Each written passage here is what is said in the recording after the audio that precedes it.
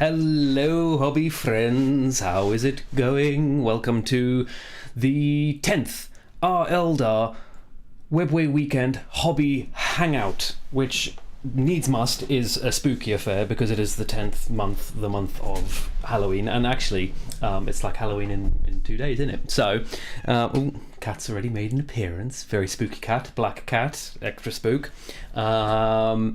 Yes, welcome. We've done 10 of these bloody things now. Good evening, Gil. It's lovely to see you again. I'm hoping I'm audible. I'm sure someone will tell me if I'm not audible. I was driving back today, and especially spooky good evening indeed. Yes, thank you very much, Mew and Life. I was driving back today, and the roads were littered, I tell you, littered with very small children in terrifying costumes. So if you do drive this weekend, do be careful. Yes, how are we all? How is everyone doing? How is your... I'm going to have a little sip of... A little naughty sip of a little whistle wetter. Good, nice that I'm being heard. Good to know. This cat's going to get annoying. Shall I present my cat? Hang on. Wait, it's important that everyone sees the cat. Ta-da! Spooky black cat. Love you, boy, but you got to be quiet. He's not completely black though, is he? That's the true spook. Anyway, how is everyone doing? How's your hobby going? How is your life? How is Eldar? We don't have much elf news again, but you know we knew this period of quiet was coming after we got spoiled at the beginning of the year, and that's fine because I still had grey plastic elves that I needed to work on. Oh no, I still have grey. No, there's still one more piece of the pile of shame that I bought at the beginning of the pile of potential. That's my new phrase for it. There's still one more piece from my pile of potential that I have to do, which is the avatar that I've messed up. Anyway, maybe we'll do that some other time, but not today. What I'm working on today, shall we jump to that? My thing, unfortunately, is being a bit weird today, and I wish I'd realised this, but anyway, this is now I have to do like clicky transitions. I don't want to do that. I want to use spacebar like I always do. Anyway, I'm working on this spooky boy. Of course I'm working on this spook. I mean, you saw him in the thing anyway, didn't you? Cat reveal indeed. My beautiful baby boy who's being very noisy. I can hear him. I assume you can hear him too. Anyway, yes, there he is. It's good old him. It's Morgan Ra, the spookiest of all the elves, dressed up as the Nightbringer. Right? That's the way the lore works. I heard. Cat, be quiet. Thank you. Sorry. Yeah, the way the lore works, I've heard, is that the Nightbringer, you know, the Necron Catan Shard, he started this look, and he went around and terrorized so many planets with his death that he became a kind of representation of death in all cultures across the galaxy. And so that's why Morgan Ra dresses up like our depiction of the Grim Reaper, because it's kind of shared galactic cultural heritage from the time when the Nightbringer was bodding about. I don't know where I heard that, but I'm going to take it as absolute pure gospel truth, like all random lore things that you get stuck in your head. So if someone knows the origins of that, then do let me know. Anyway, yeah, so as you can see, I've already started working on it. He's got a nice kind of purplish black cloak with some, you know, slightly blue hints in there as well that I worked on. Don't know if that comes across in camera. And then I did some white volume sketching on his bony bits, and I quite like them kind of white like this, I'm not gonna lie, but I think I'm gonna bonify them. But bonify, that doesn't sound like a family friendly thing to say. I'm gonna put a little bit of bone colour on them, I think, just I don't know, because I need something to do during the stream, and also I think it'll look quite good. And then I've done some bronzy bits, and he's going to have some turquoise gems and blah blah blah blah blah blah blah. So yeah, what are you working on? It's a hobby hangout. I hope you've got something to work on. Or, you know, if you are just hanging out, that's cool too. If you're working on something, we have a special place for you to share what you're working on. My good man, Mr. Science Pie, has already posted the link in the chat. Lovely to have you back, Mr. Science Pie, by the way. Yeah, so follow the link to the Discord. You will find a that reminds me, I need to follow the link to the Discord. You'll find a thing, a channel in the Discord server there called Webway Weekend.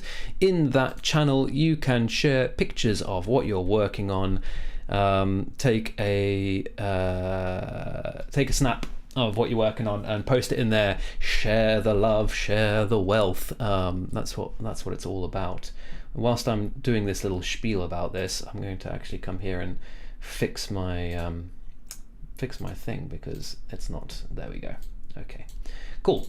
All right, that's all ready to go when we're ready for that. So what were we talking about? What was going on? Let me catch up with the old chat, the chatteroonies. House of Dragons, yes, I finished it. I finished it last night. I don't remember if I told you. I think I did. I was a very, very naughty boy. So another thing that's happening in my life right now is that my husband is currently away. He's gone back to his home country for a much needed visit to family and friends and all that kind of stuff. So I'm home alone on this spookiest of Webway weekends. That's terrible. That's terribly frightening. I should have invited a friend over to do scary things in the background, but unfortunately I'm clearly not that organised. Maybe next time. Yes, the ending, yeah. So no spoilers, but yes, I watched the whole of that and enjoyed it very thoroughly. I think I did it in 3 nights, probably a bit over the top, but ended up going to bed at like 2 a.m. last night because I was watching that. So this is yes, terrible behaviour, the sort of thing that I get up to when my husband goes away, because I have zero self-control. When he's here, he goes to bed, he says, aren't you coming to bed? I'm like, oh, okay, I'll come now, and then maybe half an hour and then I'll go to bed. But when he's not here, I sit up all night watching, well, very good TV, but I should probably be a slightly more diligent human being, I suppose. I don't know. Yes, we've had cats this period, decades of quiet. Well, I mean, we had a nice thing at the beginning of the year, right? But yes, it seems that the elves come in fits and spurts. Morgan Raw. He just loves Halloween. Yes, he does. Hello, go for it. Painting indeed. Yeah, stick yours in the Discord. I've seen yours. Yours is great, Science Pie. And yeah, follow along if that's all you're doing. That's fine too. So yeah, all right. So what are we doing on this guy? You know, I say this every stream, but I feel like I must be able to finish this guy this stream. Surely I must be able to finish him this stream. Because I realised when I started on him, he's not like a massively complex model. I've been thinking, and I mean, if you follow the channel, if you watch any of my other videos, you'll see more of this on Monday. I've been thinking a little bit about composition recently, and like how one of the things we do as mini painters is kind of reinforce the composition that the sculptor has given us. And this guy's all X's, isn't he? Which is kind of cool. That works, because he's got this big, strong lined up. I've got a paintbrush to point. Oh, let's use a pointing stick. Yeah, we have the technology. We haven't got the brains though. So he's got this big line that comes down this way compositionally, right? That's obviously a very strong line, but then it's coupled with this line here, so you get the X or the V. But I mean, I'm calling it an X because I think that this sort of follows through into his cloak here, right? So that's kind of like an X, and then this one follows through and veers off down here, but it still forms basically an X. And that's also what they've done on his base there, right? So I think it's definitely intentional. When I say intentional, but you know what I mean. It's there. I definitely think it's there. So yeah, I was sort of looking at it and thinking, what can I do? But we've got his cloak and his cloak and his cloak to add some extra highlights on to kind of push that, and maybe these little dangly bits, and then edge highlight that up, and it all look good. But I think stop number 1 is going to be to bonify, bone up, bone Morgan Ra. Oh, it's already far. Oh, it's too early for that. Too early for all that nonsense. We've barely got underway. Bone. As if bone's become a childish word. How very silly. Right, I'm going to do a little dig through of my things. Meanwhile, I expect you all to that's what I'm looking for, Skeleton Horde, amongst other things. What are we going to do? Well, let's just start with Skeleton Horde, actually. Let's start there. Yes, dragons are a timeless sculpt, resin or metal. It matters not to me. Dragons? What are we talking about? What are we talking about? Are you chatting in the other chat? I mean, you know, chat where you're going to chat, but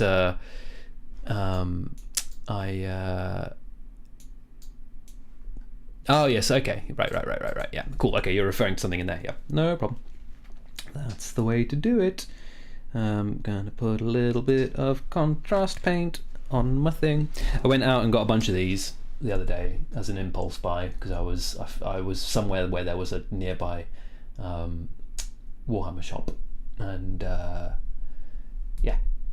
repotted them, obviously, because those pots are terrible, especially for something like this.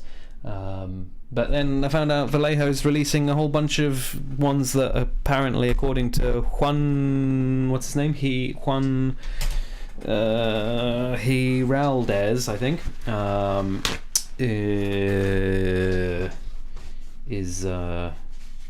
apparently the new Vallejo contrast paints are very good.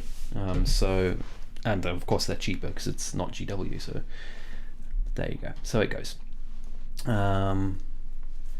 Right. You know what? Something I've lost that I'm a bit annoyed about. Oh no, it's not lost. It's right there. I was looking for this for like literally, I feel like hours the other day, but it wasn't hours. That's a massive exaggeration. But it felt like a long time, and I could not find it, and now I have. So I'm happy. So what are we chatting about? The dragons, Home Alone and boring. Home Alone and boning. I'm afraid not. Yes. Well, anyway. Indeed. And second squad getting Fuegan. Apparently they can't deliver it because he's discontinued. What? When did that happen? Just ref the Discord pic. Yeah, indeed. Same with Craft Roll Dice, which is a bit odd. No, yeah, it'll come back in. You know, they do this thing. This is there's a chance, I suppose, that that Fuegan is going to be, his new sculpt will be released soon, and maybe he really is out of stock. I doubt it. I don't think we're seeing a big Eldar release this year. But the dice, there's no way that they'll just be out of stock. What they have this someone went into some detail a while back, but apparently just the way their web store works is now I'm saying it out loud and I can't remember exactly what the details of it was. Basically, they don't have a way of changing the settings properly for certain situations with their stock, so they have to set it as being gone forever, when in reality it isn't, although sometimes it is. like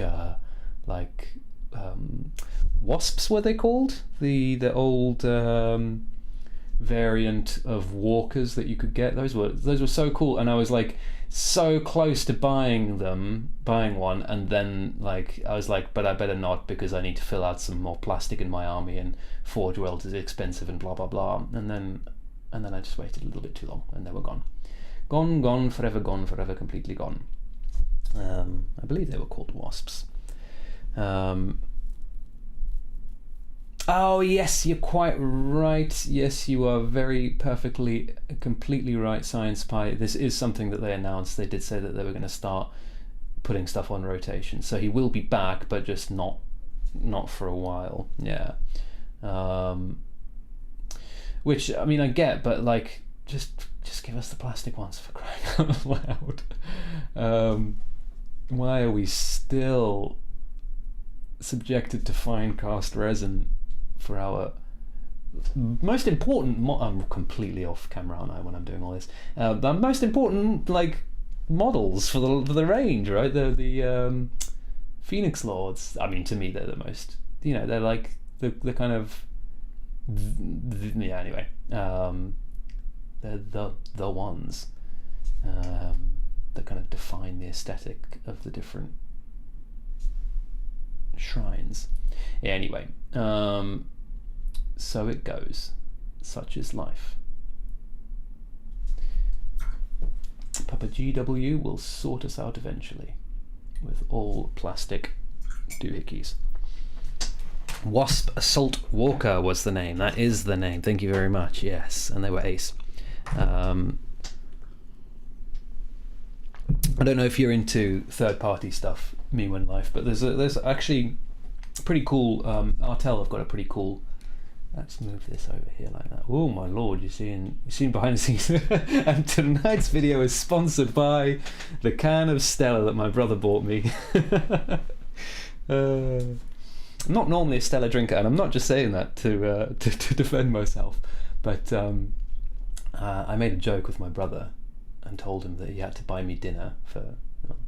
Anyway, it made sense in the context, and he actually did. He ordered me a delivery kebab and 3 Stellas, so that's why.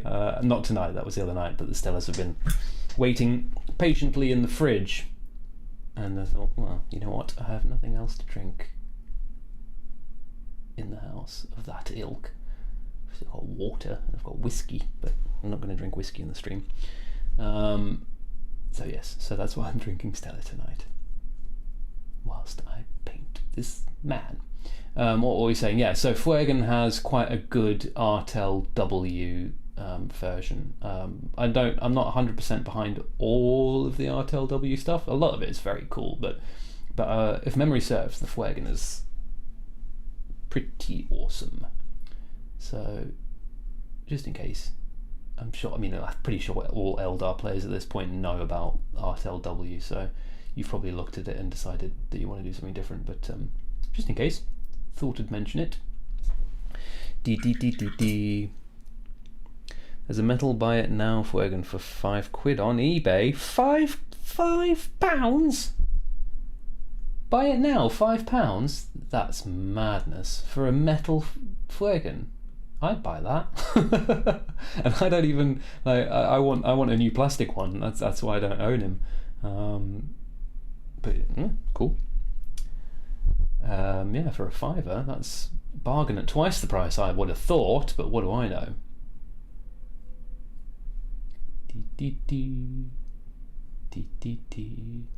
Making things bony. The official artwork for this has his Morgentar. It's a Morgentar, right? Morgan Ra with his Morgentar, I believe it's called.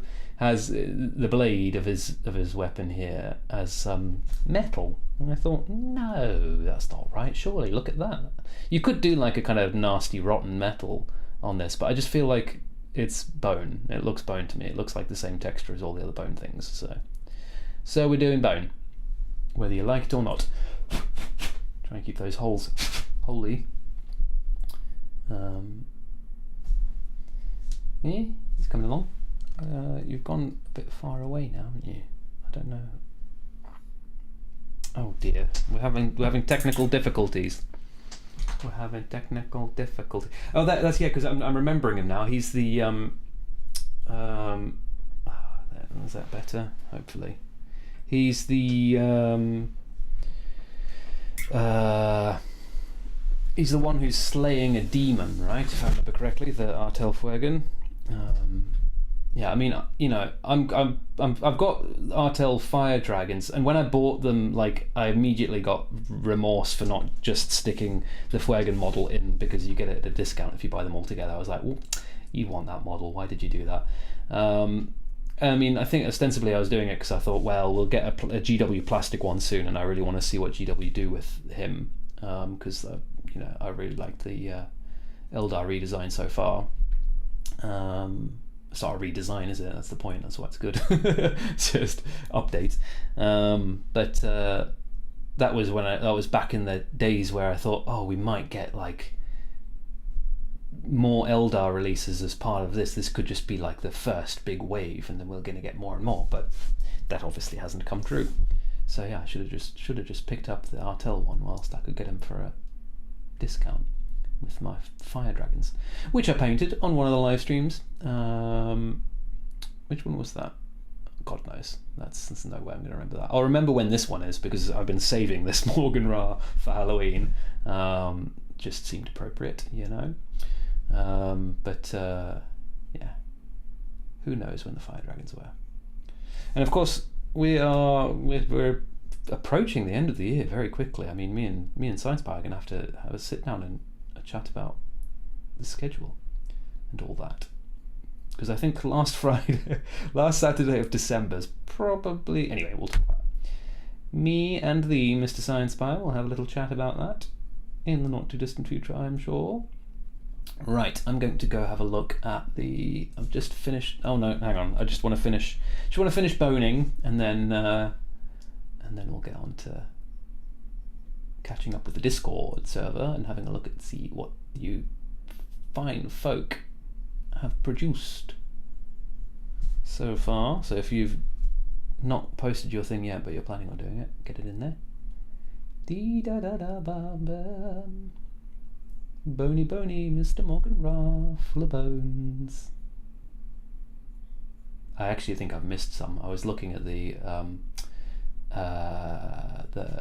heavy metal version earlier today, and I realised, oh my, there's even more bones on him than I thought. So I might have to go in with a bit of white in a sec. But first, all right. So. There was also a room about the Warp Spider Phoenix Lord. Yes, there was, although who knows, really? Who knows? Pardon me. Let's have a look at is this correctly placed? I think sorry, I thought I was all ready to go, and then clearly I'm not. Basically put. Can I hide that? No. Okay. All right. So let's have a look at what people have been doing. We've got a little Morgan Ra from Science, but we're starting with the back. Very nice. Have you changed that? I think you have, haven't you? You've stuck an Ossiarch Bone Reaper bit on that. You clever young man, you. That's a great little subtle plus conversion on that. Love it. Very nice. And yes, that's... Oh, and hang on, that... there's more than that little subtle conversion. Look at this. Look at that. Oh, hang on. I've just realised this is not a good look. I can't... Hang on. I'm going to have to transition. Give me a second. Back again. I think I updated... the streaming software that I use, and it's gotten me into a bit of a mess, so sorry about that. So yes, I love this little addition on here as well. That is very, very cool. Are there any more? I can't see anything, but there might be. Let me know. And with his lovely boys as well, with his I was going to call them Grim Reapers, no, Dark Reapers. Perfect. Love it.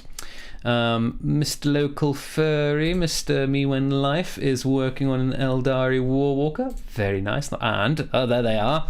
The chappies, the fire chappies, fire dragons, in their fine cast glory. Yes, they will be great. Look at those bum cheeks. Goodness me, that is an Eldar bum cheek if I've ever seen one.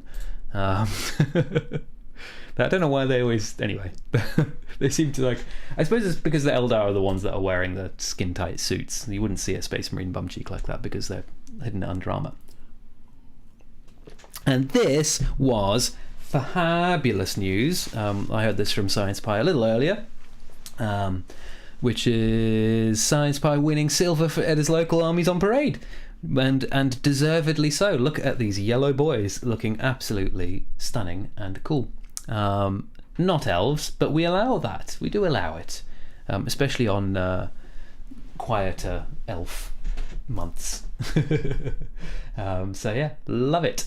Very, very cool. Right, let me go back to there so that I can go back to there, and we can continue to work on Mr. Morgan Ra. Yes, indeed. So any other exciting news in the Warhammer world? I'm not really sure. I haven't heard anything, I don't think. Certainly not elf related, as we've mentioned. Oh, I did have a small cheeky little, it's not small, it's quite big actually, purchase. I picked up Underworlds, which is my first ever like personally bought Sigmar product, I think. I mean, I bought stuff like to paint for, commissions and stuff for videos and what have you, but I haven't done any of it for me. So I'm really looking forward to painting those, because I'm really into organic textures and that kind of stuff recently. I could have shown you something, but well, you'll see it tomorrow anyway. If you watch my vids, it's in the other room, and I don't think it's a good idea for me to go all the way to the other room to pick something up. And I don't have my helpful husband assistant to come and to fetch stuff for me, which occasionally he has done, as he is a wonderful person. Currently digging through, wondering what I want to do for my shadowy shadow tones now. Obviously, there he is, all boned. Obviously, the kind of part of the point of using contrast paints is so that you get that transparency, so my sketching underneath works. Oh, I need to do that actually before I do that. Okay, but I do feel like I want to add some tones. You know what I should add? I know what I should add.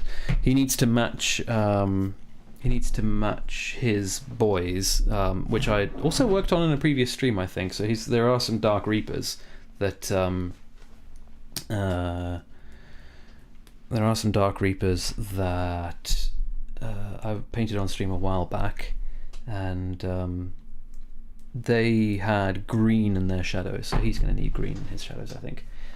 Oh, thank you very much, sir. Thank you very much. Yes. Yeah, I was happy with those. The Custodians are, they can be like just pure fun to paint if you just go, no, they're going to be gold like the traditional scheme or whatever, the typical scheme. And if you don't mind doing lots of trim and stuff, which when you get in the zone, it's not so bad. They're actually quite fun chappies to paint, I think. Chunky, I mean, it is nice to paint chunky things every now and then.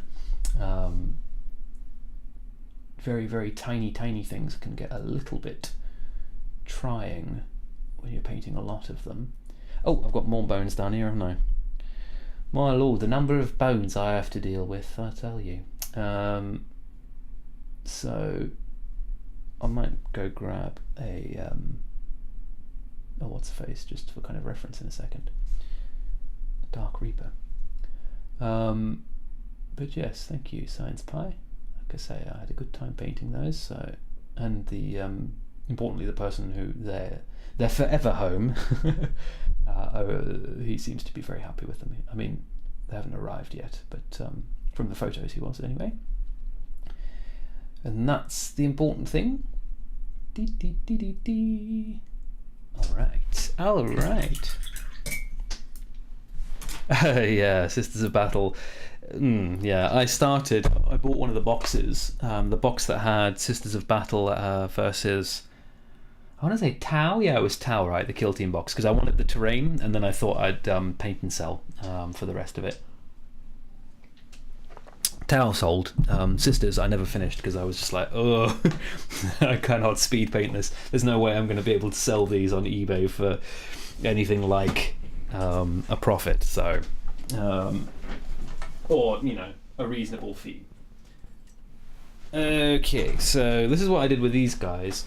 They're a lot bolder than Mr. Morgan Ra here, and that's fine. I don't mind that. But I'm going to get him in focus. There you But you can see that, like, I mean, it's a bit too much. I need to go back and knock it back a little bit. But there's green in as the kind of shade color, something I was playing with on the bone. I kind of believe that you can go from basically any color for bone. So these are not finished yet, unfortunately, but they've been sitting in my unfinished Kalnath. Yes, that's the one. Those guys have been sitting in my unfinished pile, well, for a very, very long time, far too long. But that might be, honestly, that might be the November stream. Craig trying to get through, trying to finish something that I've started in these streams. It's terrible. We've talked about it before. The whole point of these streams is to encourage people to finish their projects, and here I am starting a million things, and then I got the contents of the £125 battle box in 4 issues of Imperial magazine, 36 quid. Very good price. Yeah, Imperial magazine. I mean, I did hum and haw and think about it, but the bang for the buck on that is crazy, from what I can see. But I realised I don't really want any Space Marines. Not starting any of the armies that they were advertising. I think it was Space Marines and Necrons, right? Don't need them in my bit box. It was not a justifiable purchase for me, and I am getting better about making better purchases. This is a much better green for a shadow colour for bone than the green I have on the other guys. Or, well, I mean, no, I'll take that back. This is also good. It's a very different effect. Because it's a lot subtler. It's a lot closer to the bone colour that's already there. Yeah, just trying to add a little bit more oomph in the details. Oh, let's get the bone colour on that bit of bone there that I added. There we go. What are you doing? Have you got a Sisters Army? Are you planning a Sisters Army Science Pie, or is that just a paint and sell project, or a paint for fun project, or what you doing? What you doing with that, you crazy man? There's a bit of green in there. I like the way that looks. I have spent too long without proper contrast paint. They are better than everything else I've got. The Army Painter ones are annoying because of the reactivation issue and all that, and the what's face ones are just a very different product. Is it AK Interactive? No, who makes these ones? Scale 75. That's right. Scale 75's instant color it's a completely different product. It's good. I mean, it's great for certain things, but it's not the same proposition as G-Dub's contrast. Really, really interested to see the Vallejo ones, and they've redone their whole line of paints as well.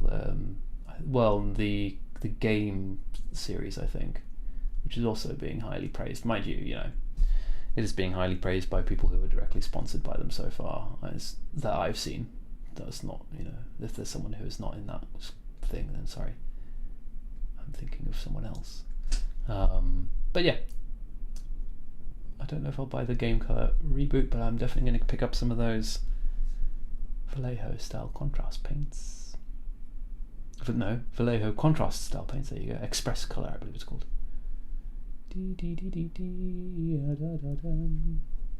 Making things a little bit green.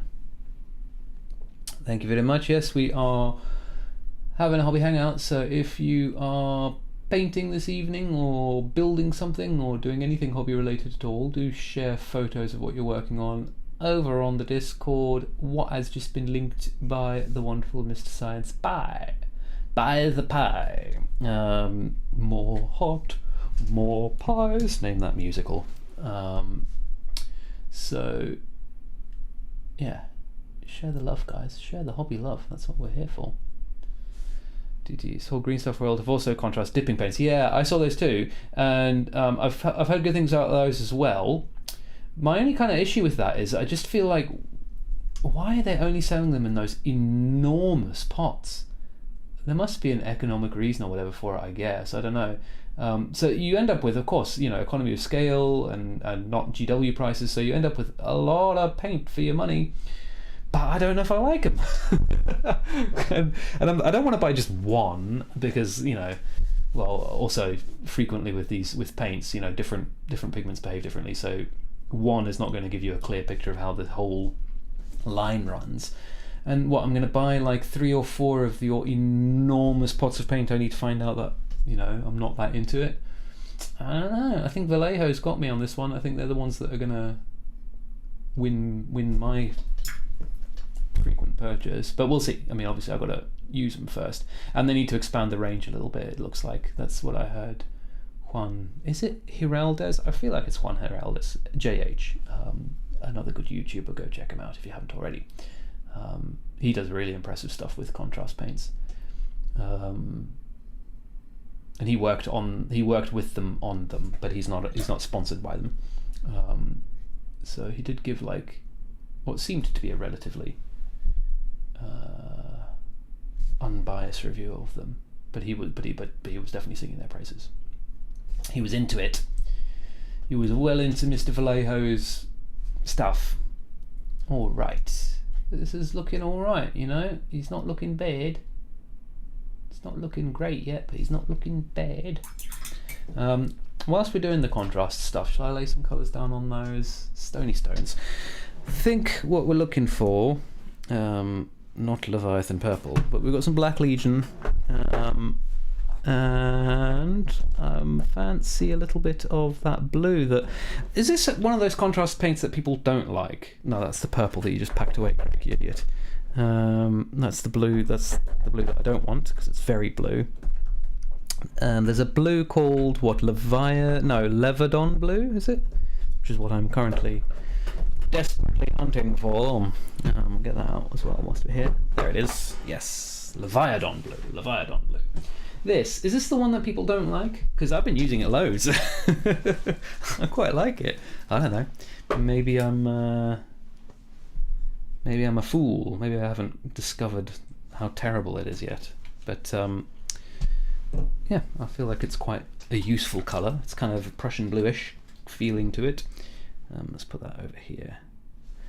And yeah, I don't know. No complaints from me just yet. I think its coverage is maybe not the same as other ones, but just use it differently, my dudes. So a little wet of the whistle,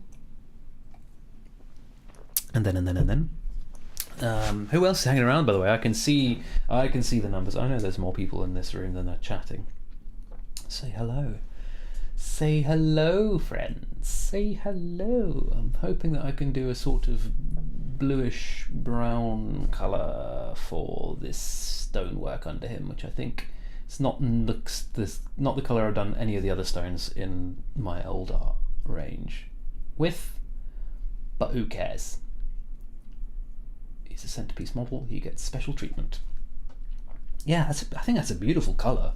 Well, I mean, quality of the paint aside, which I also have not had a problem with, but yeah, it's gorgeous. Like, this is the kind of blue that I love. I guess it's sort of maybe, well, kind of, is it an ambiguous blue? A dark ambiguous blue, which is right up my valley. Sure, it's also up my valley. It's up all sorts of things. Yes, indeed. I'm hoping we'll do a little story time later. We'll talk about this chap. We can see what the first Eldar Codex is about him and the latest one. This has been a habit of the stream for a while now. I need to go and have a look at the thing it looks like, because someone's posting some nice things by the sounds of things. Mr. Science Pie. Mr. Pie.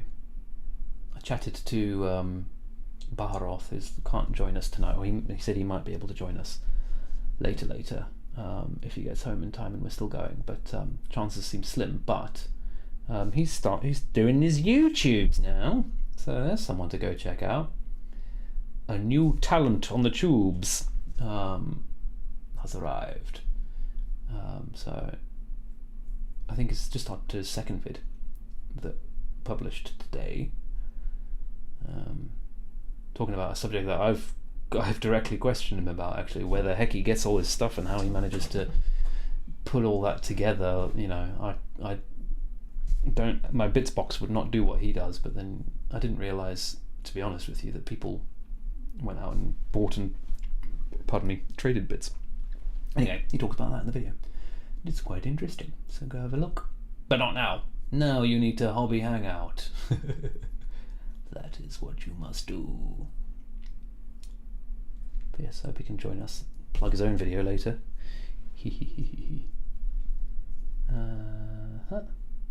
Bit of brown. Okay. Well, we've covered. Oh, I'm not quite done. It is nice to be able to work so quickly with contrast paints, I won't lie. I do like it.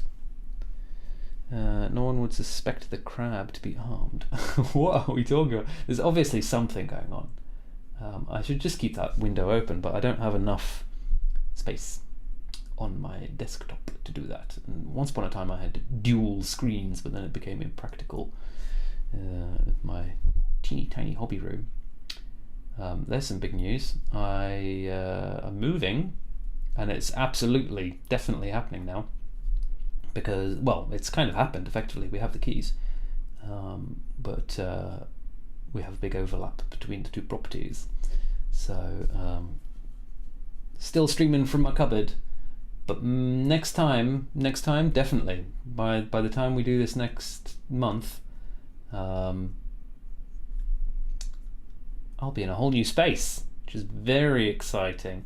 And then I might have a little bit more room again, so I might be able to put 2 screens up, and then I can keep better tabs on what you naughty children are talking about.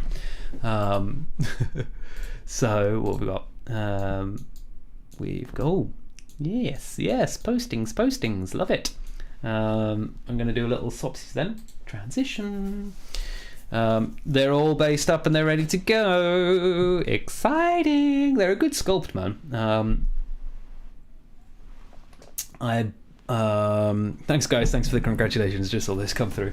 I bought the Artel ones of these, which are also very nice, but these are very nice sculpts. They've really stood the test of time. I think all of Jez Goodwin's old Eldar stuff did a pretty good job of standing the test of time.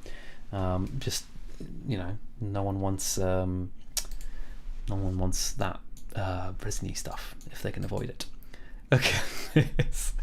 Oh my lord, what is this? What is this nonsense? Is Science Pies responsible for this? Yes. Fancy dress Halloween. Oh, I love it. Everyone's favourite crab boy is armed with a whatever those things are called. Do I have the box still? No, you know, I've got some here though. This is part of the reason why I need to move out of this bloody cupboard. This I finished. How long ago did I finish this commission? I mean, the video was 2 weeks ago now, or a week ago, whatever. And I still have these sprues lying around of leftover bits. Anyway, so I absolutely love your golden crab armed with whatever the Custodes spear things are called. That is quite the force, Mr. Pie. and talking about good-looking Custodes, your Custodes looking ace there, mate. Love them. Yeah. All right. So we're building some spooky woods. Ooh, scary, hairy cherries. I really like this kit actually for terrain. I don't have an excuse to buy it, but I might find one at some point. I mean, it's just nice to have terrain, isn't it? And it will work in 40k. It looks like a little bit like an alien tree as well. It's got some human bones, which is very everything. Guardian Spear, there you go, thank you. I have seen your comments, Science Fan, we'll get on to that. And more spooky models, love it. Yeah, great. I love your green bones. We've been seeing a lot of green bones from you this stream. They look ace. Is that the beginning again? Yeah. Nice, love it. Yes, so I don't know if we'll have a permanent moderator room for you to work from, but the room that will be my office / hobby room / everything room will probably also end up with some kind of sleeping arrangement in it. So there you go. If you come down all the way down to London from your lofty, that's not the right word. I don't know which. No, it's not Highlands, right? You're not in the Highlands. Anyway, if you come down from where you are, you're always welcome to stay. If you want to go and, it's not. I mean, I'm not central London by any stretch of the imagination. So if that's important to you, then I would be useless. But yeah. Anyway, that was an invite to Science Pie. I don't know the rest of you. Some of you could stay in my house. Others I don't know. Me and Science Pie go way back. No. It just feels weird inviting the entire internet to stay in my spare room. Maybe not wise stream thing to do. What did I do the other day? And I doxed myself back practically. Anyway, who cares? It's all good as long as no one's mean. My castle and my lands, indeed. It's gonna feel like that. Oh my god, going from this cupboard to that room. I mean, I don't know what to do. I don't have a cool enough setup to do like a whole video on like, check out my new hobby space, or whatever. That's not gonna happen. But I might do some shorts, and then I'll show you more behind the scenes here than you get to see in the streams. And what an absolute bloody, I'm not, well, I am complaining. I understand that, I'm actually very lucky to have a whole room more or less dedicated to this. But my God, even just setting up for the stream tonight, I was like, I cannot wait to get out of this room. Because it's a cupboard and it is not very ergonomic. And I'm not fantastic at staying tidy. I want to try and get better at that. I do. And the new space, one of the plans is that, to be better at keeping things kind of under control, but it's also just impossible to do that in this space. It just is not big enough. Okay. Can you imagine Science Pie? Yes. My darling dear husband getting back from his trip, and there's just like 8 hobbyists in our little London flat. Yes, I mean, it would be entertaining, wouldn't it? That's for sure. Just getting off of I think at the moment to get to Japan it's about a 15-hour flight, because obviously the political situation being what it is, they're avoiding certain routes. Oh, there's a huge bit I've missed down there. So he gets home after a 15-hour flight. Well, indeed, it's an option. It's one option to welcome him home. I'm not sure it's the right one, but we'll think about it. It is under consideration. But yeah, I'm super excited, super stoked. I was there today dropping off some stuff. The move, as I said, because we've got this big overlap, the move is happening kind of in pieces and parts. So I dropped off some more stuff today. Right, what do I need to do? Am I going to block in some gems? I think I might, to get a sense of where they're going. You know what we're going to use? No, that's not it. Oh, well, it is kind of a bit of colour though. Alright, yes, I think I know what I'm doing. So we'll do that, and we'll do this, and slubber, all smashed on Stella. Yeah, Stella and kebab sent by my brother. I think, it's a vision for the future. It's it's a vision for how I want to live my life. But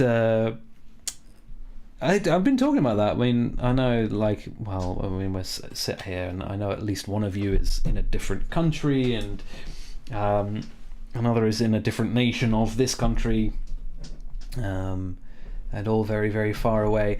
Yes, so a lovely green colour indeed. The loveliest of the green colours may make an appearance in a little while. But first of all, we are starting with plain old turquoise and stormy blue. This dark blue for the doohickeys, and I think I know what I'm doing. Famous last words. I have no idea what I'm doing. Yes, the jade.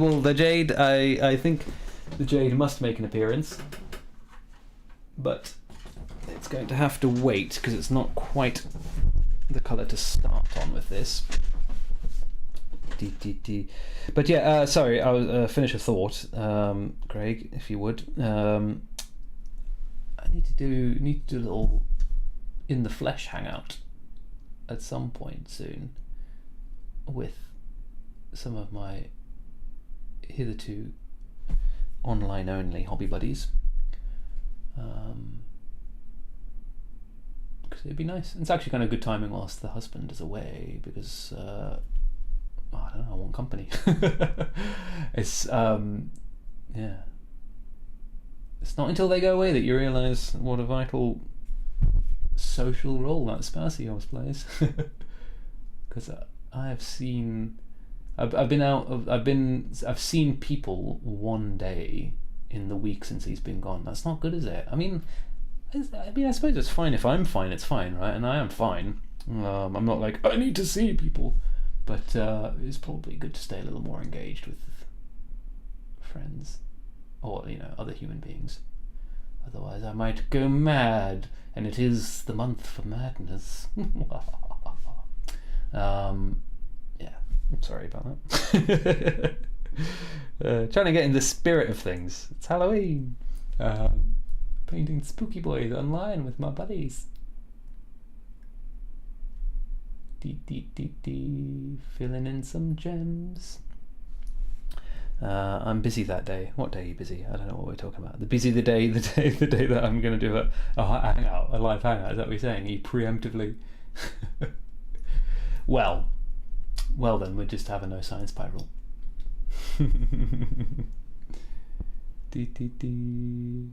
The holy jade relic, indeed. But yes, that's the one thing about having a online. Well, yes, online things have all sorts of drawbacks, but one of them is not being able to see people in the real world. I mean, the fact that you make friends from all over the world, very cool, but then, if you ever actually want to see them, it's not so practical. Never mind. So it goes. Such is life. And all that. Thank you very much for the post there, Mr. Science Pie. Yes, indeed, this is the R. Eldar Webway Weekend Hobby Hangout, where we share our hobby love. It doesn't necessarily have to be elves, but you do get extra bonus points if it is. There's a link posted. Go have a look. See what is going on in there and post whatever you're working on. All right. Okay, have I got all the gems? That felt like not many gems for it. No, I didn't get all the gems. That's fine. I missed at least one. A video paint along. Yes, well, I've talked about that as well in the past. We have the technology over on Discord. But anyway, this is stuff to do with my channel, not necessarily the R. Eldar business. But yeah, we should definitely do that as well. And yeah, like I say, since I am on my Todd, although it's sort of like a bit of a double, I mean, we've ended up, because of all sorts of annoying delays and house buying shenanigans, flat buying shenanigans, we've ended up with the move happening whilst my husband is away, which means it's me and then the people that are going to help me, or I mean mostly my dad, doing the move. So I would like very much to take advantage of the fact that I've got nothing better to do and do some of those things whilst my husband's away. But we'll have to see how it works with the move. He's away for a while, but yeah. Let's do 12 early in the month, like when everyone goes on the holidays, and do a live one then. Yeah, that sounds good. I like the sound of it. Right, now have I gotten all the gems? Let's see. Because it is a bloody pain in the backside when you miss one of them and then you have to go back. I think I've got them all. For the base coat anyway. So, let's see what happens if we add a bit more of this in the bottom corner. Where's an easy one to get to? You're an easy one to get to. not really the thing that I should be painting right now, I don't think, but anyway. Oh yeah, that looks lovely. I like the colour. The colour works. It's a very detailed thing though, so I'm going to get a bit slack-jawed whilst I do this. Because the concentration goes up, the mouth stops moving. It's the way of things and stuff. So maybe we should move on to something else before you all go mad with my mumblings. For it is the month of madness. No, sorry, I won't do that again. Nice. I mean, I'm I haven't stopped ever. I'm still doing it. So it goes. I've started, so I'll finish. That's going to need some work, but never mind. You know, I've got a side that I find gems easier to paint on, and then when I come around to do something on the back, and I feel like, oh well, hang on, I've just established that my light is coming from this direction, so it needs to come from this direction on the other side. I mean, it's stupid, isn't it? It doesn't have to, does it? No one's gonna bring me up on that. But then I'm trying to paint the shape on the other side of the gem, and I'm like, I've got to do it. So never mind. It's a very opaque paint, actually, but anyway. Not necessarily ideal for the job that I'm using right now. That's alright. Okay, cool. Yes, indeed. Yes, indeed. Stella's working on my bladder. Oh, and yes, 10:30, by the way. That's at least roughly when we will finish up tonight. I'm sorry, I'm getting Stella burps.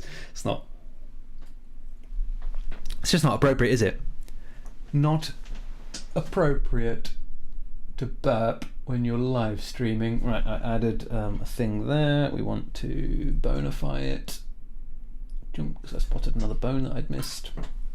Lovely, that's done. Right, at some point I need to be a big boy and admit to myself that this chappy needs some edges highlighting and hair and the likes as well. So I think that moment has arrived. So I have to decide how I'm going to do it. I'm reaching for the Vallejo paints today because it's easy. I'm a great advocate for going out of the hobby for your paints, but at the same time, it is just easier, isn't it? When they've set up all the colours for you and you don't have to think about it too hard. That's why we're doing it. The 10th. Well. Yeah, think about it. I don't know. To be fair, I don't think there's any reason I don't think there are any dates in December that aren't going to work for me in particular, but yeah.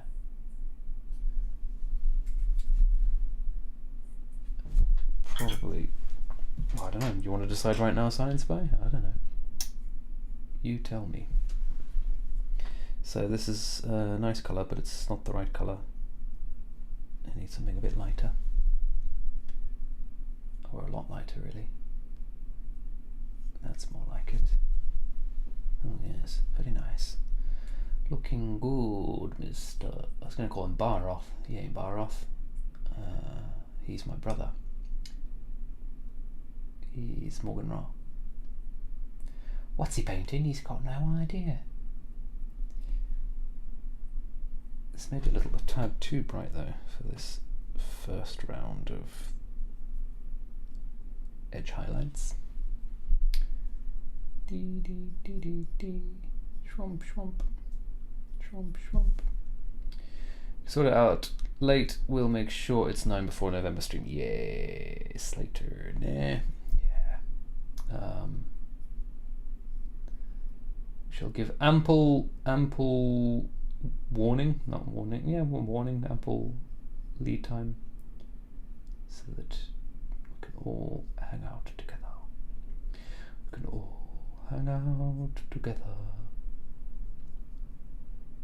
Okay, very nice.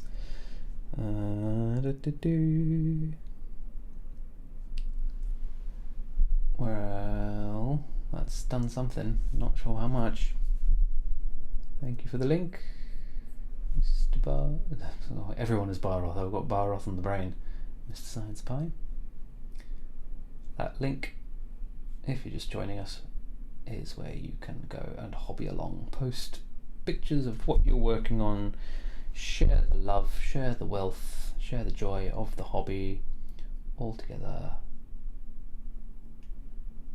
And yeah, let us all have a gander at what you're doing. What I'm doing is edge highlighting this enormous gun this chap's carrying. Good thing he's got a exoskeleton-y, helpful, handy thing going on, because I imagine the real recoil on this bad boy must be pretty intense. I feel like I want to do something a little more interesting on this. Like there's something in like some bounce light that I started to sort of establish with spraying in some turquoise and what have you when I was doing the airbrush stage. But it's not. I mean, subtle is nice, subtle is good, but I feel like it's just a little too subtle. It's not really reading yet. It would be nice to bring that out a little bit. Shurikens have no recoil. Yeah, right. Yeah, I mean, I guess they don't know, but they do have they do have these, like all of the these guys have them. He nearly took a dip. These guys have them too. Not very clear, sorry, but they've got these like extra bits here that help them carry the gun. Is that just supposed to be because it's very heavy? Or is there a sort of misalignment of law and model here, which does happen. But I mean, yeah, you'd think Wraithbone is not particularly heavy either, and that's what it's made of, I imagine. I don't know. What do I know? I'm just a Stella drinking person. S4? All Eldar would have S4. I don't know what S4 is. What is S4, Mr. Gill?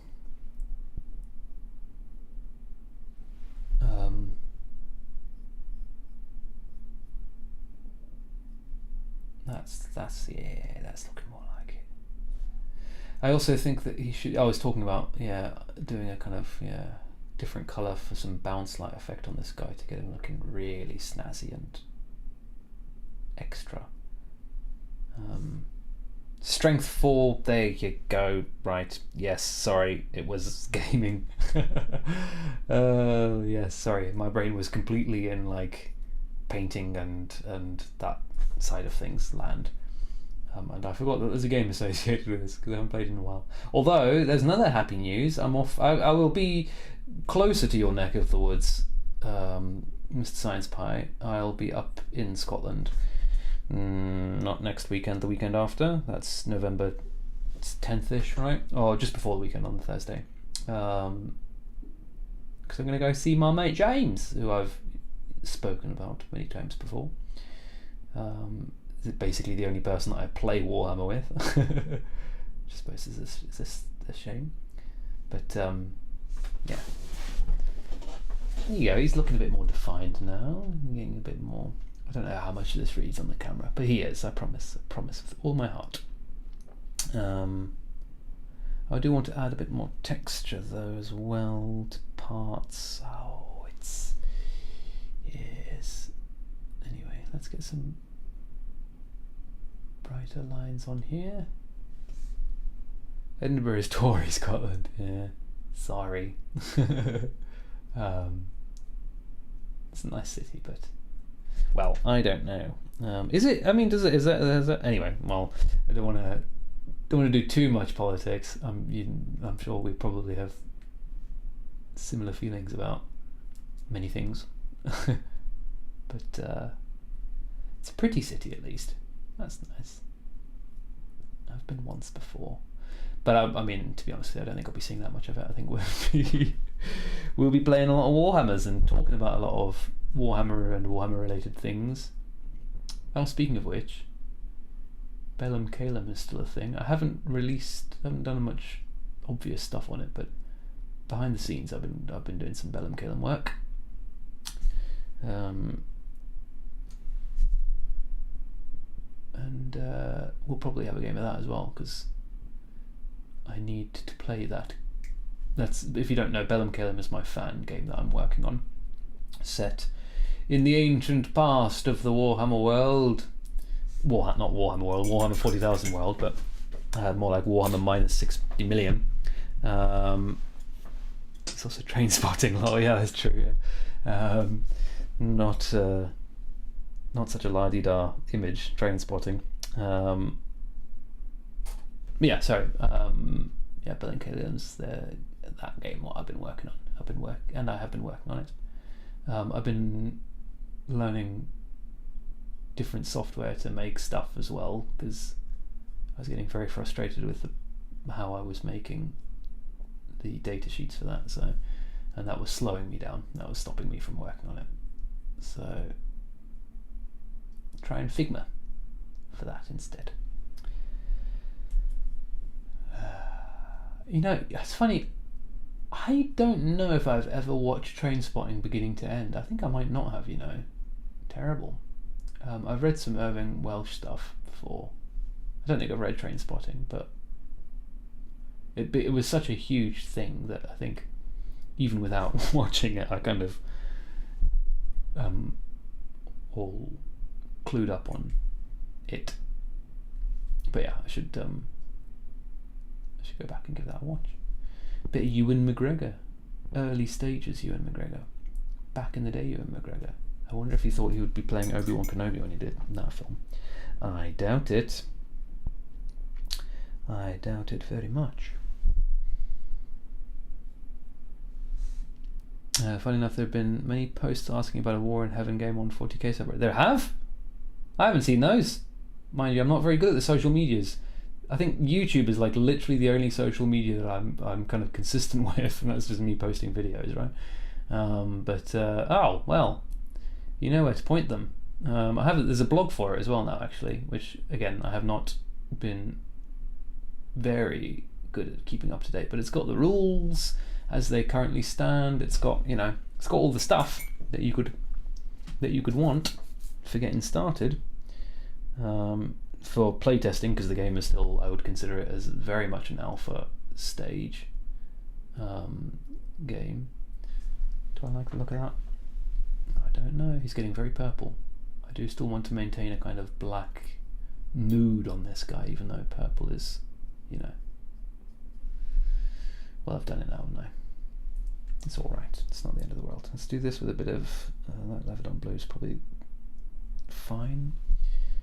Feather that out at the end. Sorry, I'm in painterly mumble mode. But yeah, I mean, if you hear people talk about a War in Heaven game, then point them towards Bellum Calum. It's where all the cool kids are. The cool kids, no, not. No one is, but that's fine.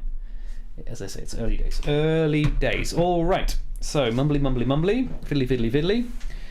So lots of money to GW. I wish. I think GW just come in and go, "You've been using our intellectual property without permission," and then just have it off me. But maybe not. Who knows? Apparently, What's Face started off as a fan game, right? I heard. I think I might have heard that from you, Gil, but maybe not. Heresy started as a fan game, and then GW were like, "Actually, that's a good idea. Let's do that." But what I'm really interested in is money. No, it's not money. I mean, of course I'm interested in money, but I'm not interested in Bellum Calum being a money thing. I'm interested in people playing it and letting me know if it's working, because there are, some very non-GW, rules-wise, there's some very non-GW stuff going on in the game, so and stuff that probably, I haven't played every war game, so I wouldn't know, but I don't think other people do. And sometimes when you do things that other people aren't doing, it's because you've had an idea that someone else hasn't had yet. Sometimes it's because it's a very bad idea and everyone realised that, and that's why. So I don't know if the way that I'm kind of the foundational structures of the game Not 100% sure if they make sense yet. I think they do, but yeah. More data is required. More people need to play the game, but that's all fine. It'll come in time. I'm sure it will. Apply sufficient pressure in one direction for long enough and something will happen. Right, let's grab some of this and see if we can get a little bit of two-tone. I really need a black on this palette. Little two-tone edge highlighting going on. Oh, that's pretty. It's a pretty color. I like it.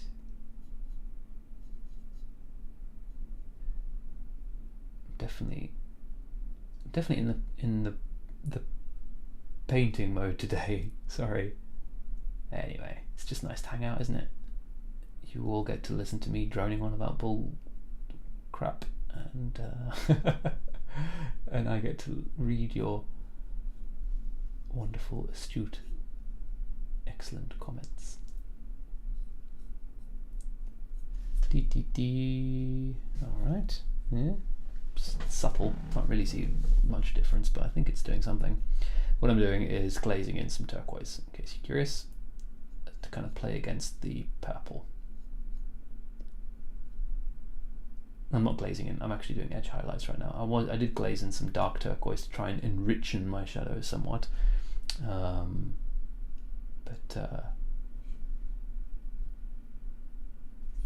I'm using it to edge highlight the upper edges of things, so the things that wouldn't be catching light, the things that would be catching bounce light or shadow.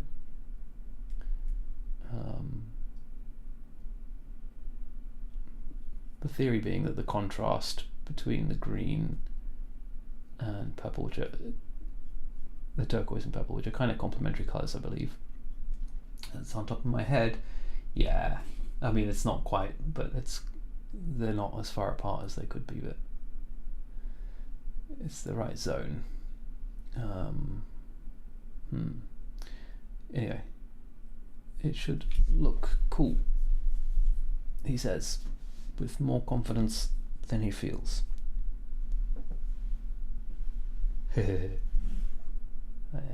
know, it's something I've been thinking about. It's funny that as he kind of, well, so it's getting towards the end of the year, and although officially this channel has existed, I don't know, for more than a year now, I think, there was nothing posted on it for a long time. I just kind of wanted to squat the name in case I wanted to post something in the future. So I would consider the kind of the real first year anniversary for the channel would be the posting of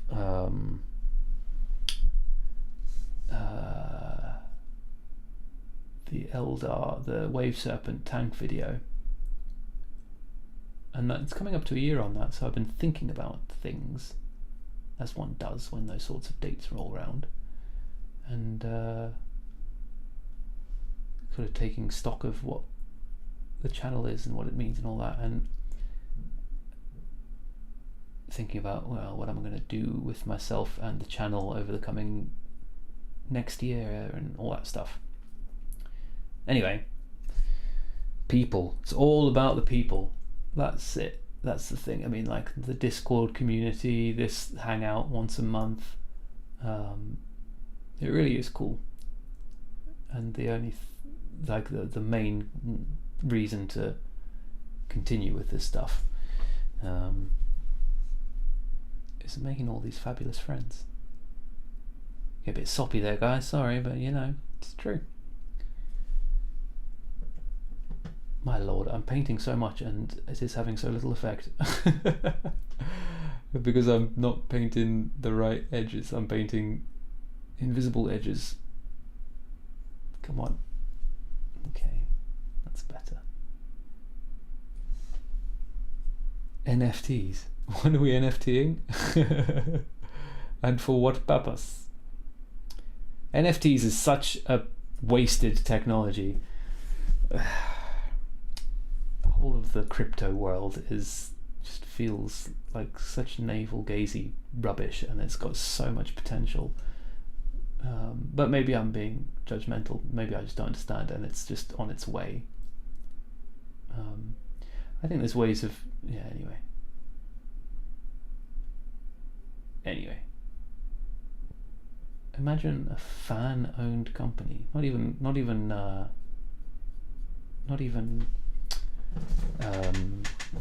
worker-owned, but fan-owned. Thing. That could be cool, couldn't it? That's the kind of thing that NFT type technologies could help you with.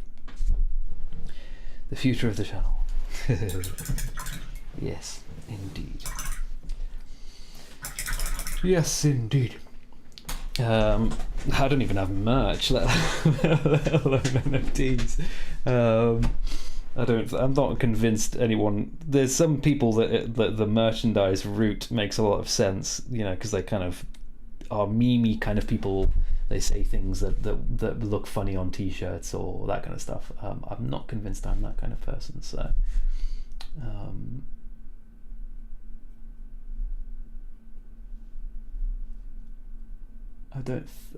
I wouldn't buy a GRG T-shirt. Why would I expect anyone else to? It's probably a little too honest there. And at some point I probably will do something like that, and then someone will pull this clip up and say, wait a minute, you said you weren't going to do that. I mean, if I had a cool design, I would, of course I would. But I ain't doing that. That's not what I do. T-shirt designs is not my forte. Who knows what my forte is?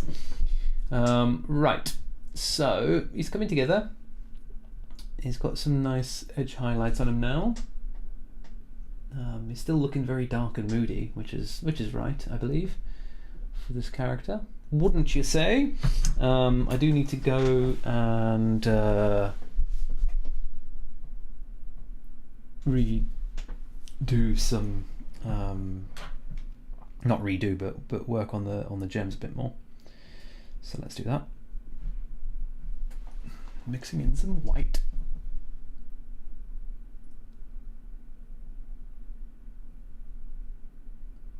To add a little more love to the gemage.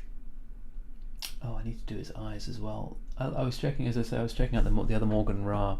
Doesn't he need some red? Well, the official version of him needs some red, but in his, like, I think it is the the skeleton with a top knot, because fucking, pardon my French, because Mr. Jez Goodwin and many of his friends at Games Workshop can't make a model without putting a bloody top knot on it. I believe that's red in the quote unquote official version. But I kind of am enjoying keeping him really simple. I mean, even turquoise. There was a point where I was just thinking like purples and everything else would be black and white. But with I've changed my mind and I've gone with a more traditional bone color, which I think works, and turquoise on these gems here. But oh dear me, a bit of a mess of that. I'm not sure. I don't think I want to go any further than that, if I'm entirely honest. I think I don't want to add another color. I mean, not to him anyway. There'll be more colors when the base gets kind of worked on and stuff, obviously. But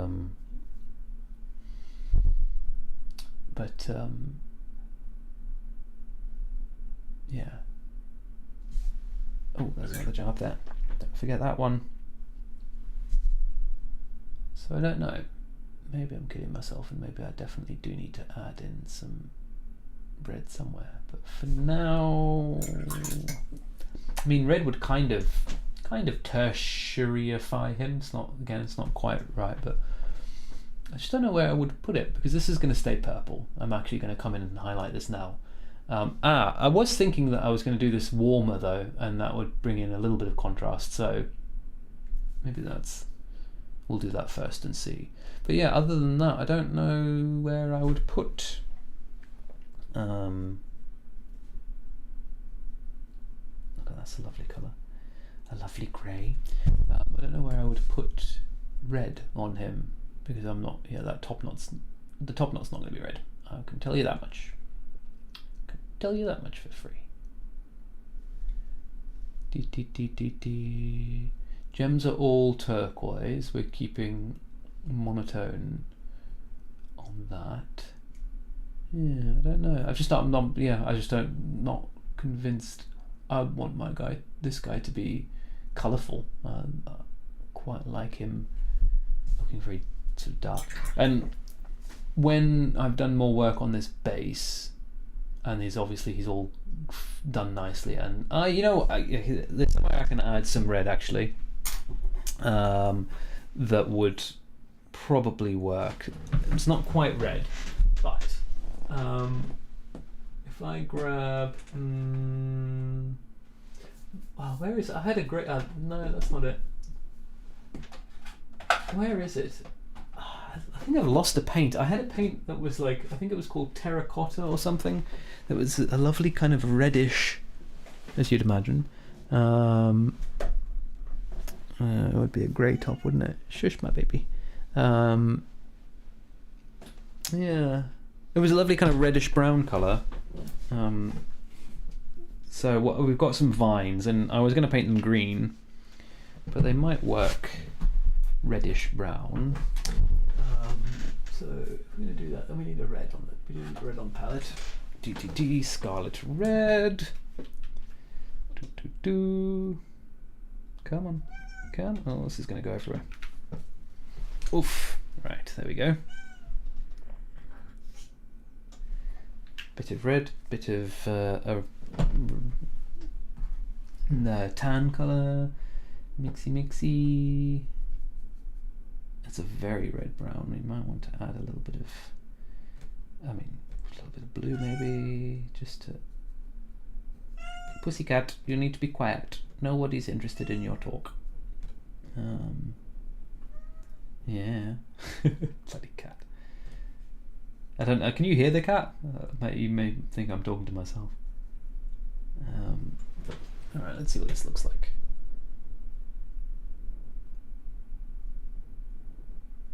A little subtle. Yeah. Actually, green doesn't make sense for these anyway. So that's well averted. I like that color. It'll stand out against him.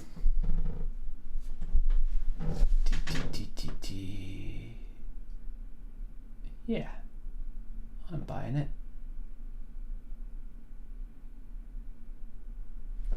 Yeah, on him, like I say, on him himself, I'm kind of sold on the idea of keeping him subtle and not like fully monochrome, as it were, but a very tight color scheme. Don't know, it just makes sense to me for the character. He's not a gaudy guy, is he, Morgan Ra?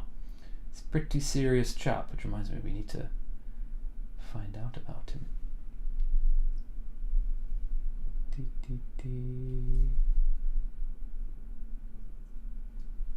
A little zing, a little pop.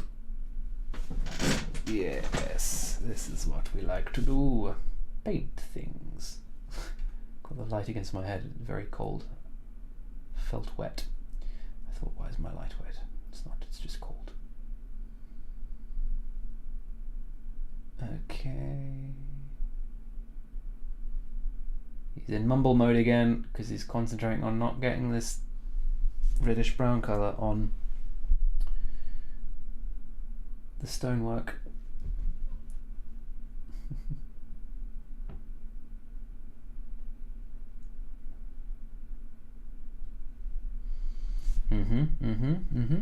It's working. We like it.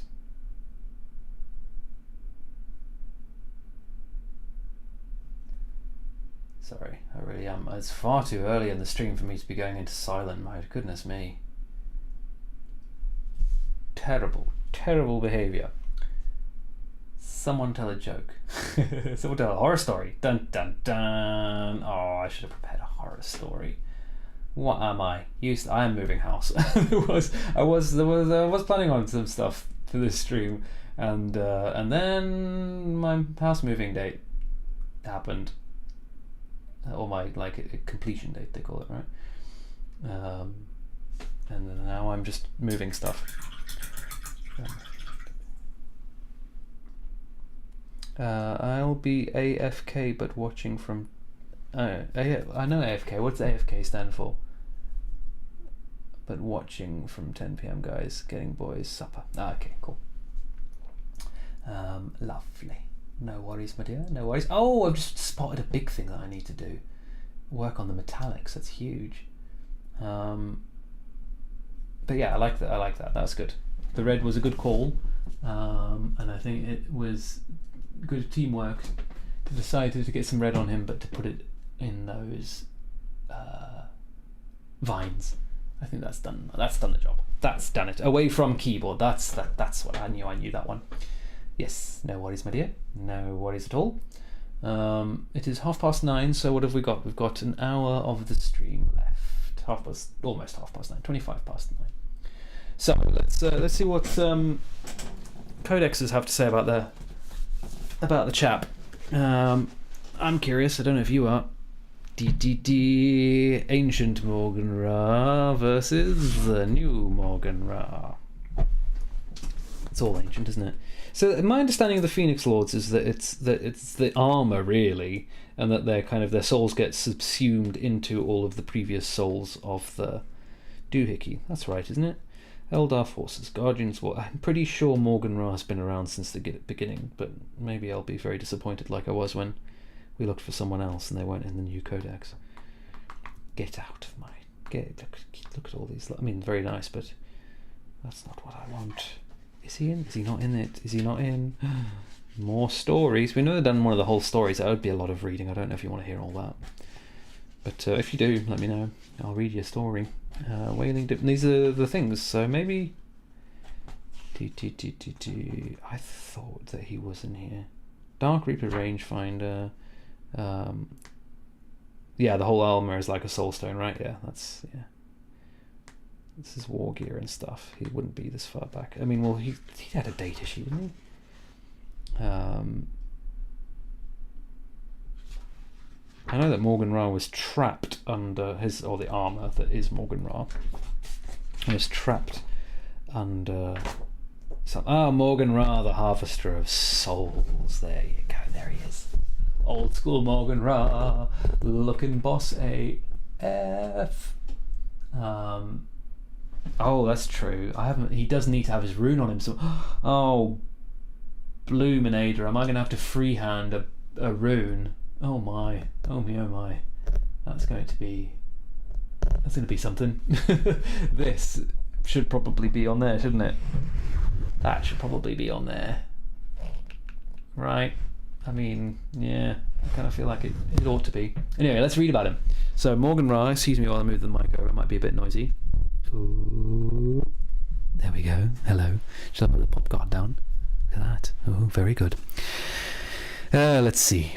So, the Phoenix Lords... let's read. Let's find out about the Phoenix Lords. The Phoenix Lords are the most ancient of the Eldar Exarchs. Like the Exarchs of the Shrines of the Warrior Aspects, the Phoenix Lords are immortal after a fashion. When a Phoenix Lord dies, his place is taken by another Eldar who assumes his costume and identity. In this way, the Phoenix Lord is reborn into a fresh cycle of existence. His suit includes a spirit stone which contains the spirits of all the Eldar who have become that Phoenix Lord. Yet, no matter how many different individuals a Phoenix Lord may have been, his mind is forever the same, driven by the dominant personality of the first and greatest to wear the suit. Unlike the Exarchs of the Aspect Shrines, the Phoenix Lords have no shrines. Once, long ago, they may have belonged to shrines, but now these are long gone. Amongst the most powerful of all Phoenix Lords are those who founded the warrior aspects immediately after the fall. They were the first aspect warriors. They became the first exarchs and founded the very first shrines. In time, their craft worlds were destroyed, or else their shrines were overtaken with disaster. The aspect warriors nurture the many stories of their heroic deeds, but they live not only in legend, but in reality. Sometimes a Phoenix Lord vanishes for centuries or millennia and reappears at times of need, following the path of the bloody-handed God across the universe. Bum, bum, bum. Yeah, so that's more or less confirms what we were talking about. It's an interesting kind of... It's not as clear. I think it's clearer in the lore now that the Phoenix Lords are all the founders, and that was like kind of mixing up the Phoenix Lords and the aspect, the Exarchs a little bit there, but yeah, not Exarchs. What's the word I was looking for? Exarchs. Yeah, Exarchs. Yeah, that is the word I was looking for. Okay, so Morgan Ra, the Harvester of Souls. Altanzar was one of the many craft... Altanzar was one of the many... Yes, okay. Altanzar was one of the many craft worlds, both large and small, that survived the fall. Altanzar rode out the psychic shockwaves that destroyed the Eldar realms, but was subsequently caught in the gravity well of the Eye of Terror. Although the Eldar of Altanzar fought valiantly against the encroachment of chaos, they were unable to escape their inevitable doom, and within 500 years of the fall, their craft world was swallowed into the warp. Of that world, nothing now remains except for the Phoenix Lord known as Morgan Ra, the Harvester of Souls, most mighty Exarch of the Shrine of the Dark Reapers. Morgan Ra carries an archaic weapon called the Morgatar, which means the Harvester in the Eldar tongue. It consists of a shuriken shrieker cannon combined with a deadly scythe-shaped power blade. This weapon can be wielded in two hands in the same way as a power axe. Bum, bum, bum. Fitting name with the Phoenix Lords. Yes. There we go. Morgan Ra. Morgan Ra indeed. Actually, I'm kind of curious. I have not noticed this box. Oh, you can't see what I can see. They've got this box here about the War in Heaven. I want to read that. Would you indulge me a moment? Vol secured the release of Isha and Kuranos from the dungeons of... Oh, it's that War in Heaven. No, I'm not interested in that. I do like that War in Heaven as well. I thought it was the Necron one, but that must have come later because the Necrons weren't around yet. Yeah, sorry. Never mind. Okay, so the new codex. Ba-ba-ba-bam. Ba-ba-ba-bam. What's going on? Eldari Alav. There's some of the... I mean, I know there's people who don't like the new artwork as much, but some of it is really good.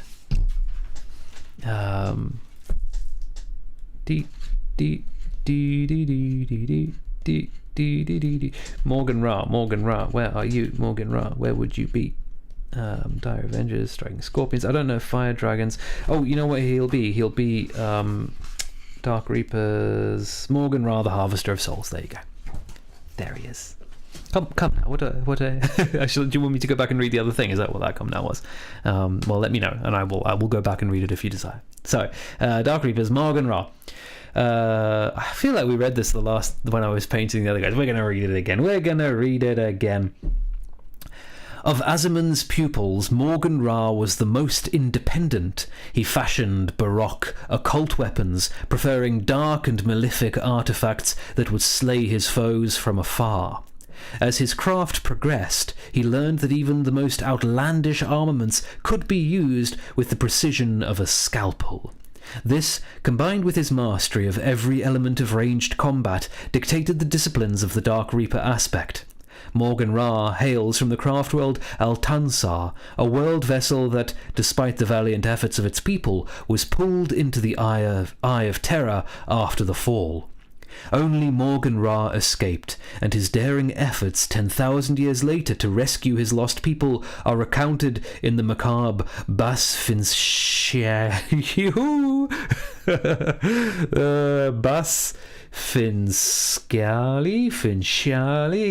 Someone who speaks a Celtic language will have to help me with the pronunciation of that. His kin suffered much during their millennia trapped in the warp, and thus the Harvester of Souls' hatred for the servants of the Dark Gods knows no bounds. Bum, bum, bum, bum, bum. Yeah, the gritty ones are the best. Gil, I agree. The gritty pictures. Do they have? Yes, Altanzar. There you go. Let's find out about that as well. Altanzar. which is a pretty spooky one as well, actually. So that fits our spooky mood. Altansar, this is Morgan Ra's homecraft world. When Slanesh surged into existence, Altansar found itself on the cusp of the Eye of Terror.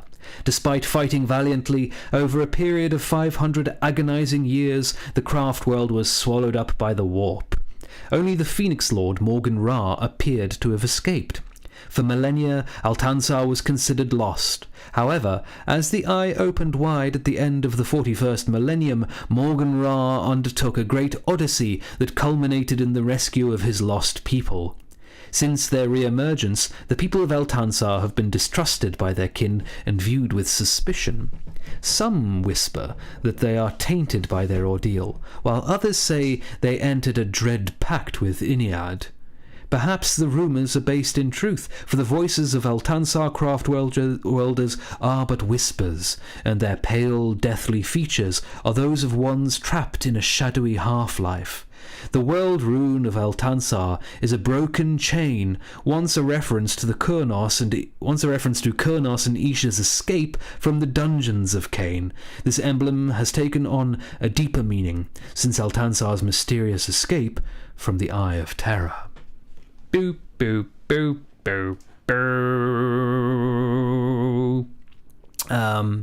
I really like the writing of that one, actually. For some, just that particular little paragraph there was a pleasure to read. It really was. Since they mentioned Isha and what's her face, let's go back and do that War of Heaven one then. Sorry. Apparently, it's the reading hour. You have to put up with my whims. The Eldar Moons. I remember that. Dark Reaper. He's in here somewhere, isn't he? He's coming up. Where are you, Morgan? There he is. I've opened on him without realising. Yes, well, so. The War in Heaven. Vol secured the release of Isha and Kurnos from the dungeons of Cain by promising the war god 100 swords. When the time came to complete the bargain, Vol had only finished 99 blades, but made up the shortfall with an ordinary mortal blade. By this means he deceived Cain for long enough to free the captive god and goddess and flee with them to safety. This was the beginning of the long struggle between Cain and Vol, which is called the War in Heaven, amongst other things that are called the War in Heaven. The War in Heaven lasted for years, and there are many tales of the battles between the gods and the immortal demigod giants called the Ingir. That is not something that you see in the... Why? I don't remember hearing that. I've not heard that for Ingir? We haven't had Ingir. Let's have Ingir again. Anyway, gods took sides and changed sides, struck bargains of mutual support and broke them, and the heavens shook with the noise of battle. Assyrian refused to take sides, for he had begun to regret his hasty anger with Isha and despaired of the war god's destruction. Vol reforged the final blade, the sword that he had failed to finish for Cain, and he made it the mightiest sword of all. He called it Anaris, which means dawnlight, and with this weapon in his hand he strode to do battle with Cain. The fight was long, and Vol did Cain much hurt. Anaris darted as swift and deadly as lightning, but in the end Cain overpowered the smith god and toppled him from heaven. It was as a result of this long battle that Vol is said to have suffered the injuries which left him crippled. Cain chained Vol to his own anvil with chains of iron, and wait. With chains of iron and War in Heaven was one. They missed a the. So Cain chained Vol to his own anvil with the chains of iron, and the War in Heaven was won by the war god. Brum, bum, bum, bum, bum. There you go. So yeah, that was some War in Heaven stuff. But Ingir, I don't remember hearing about them before. It said right there, Ingir. I genuinely don't remember. I don't remember reading that the first time I had this codex when I was a wee boy, but I wouldn't remember that, would I? It was a long time ago.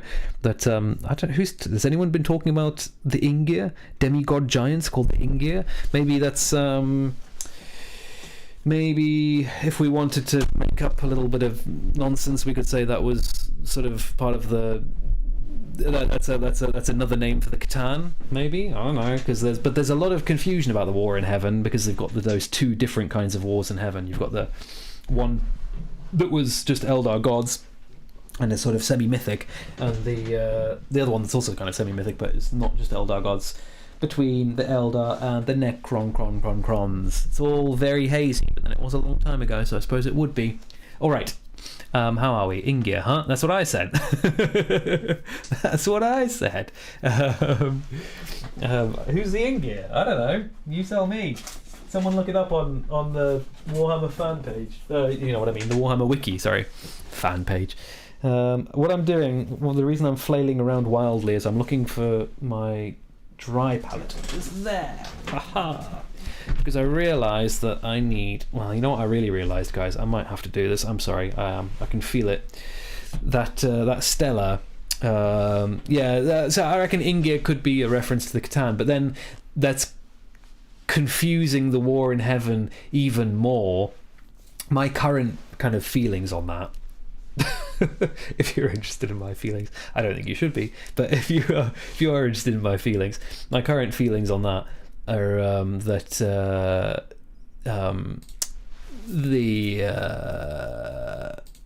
the war in heaven with the between the Catan, between the Necrons and Eldar happened first. The Eldar won, and then towards the end of the war with the Catan and the Eldar and into the post period, that's when the mythic war in heaven happened. And I think that it's sort of semi-metaphorical, but I think because the Eldar were able to effectively create gods out of the warp in that period,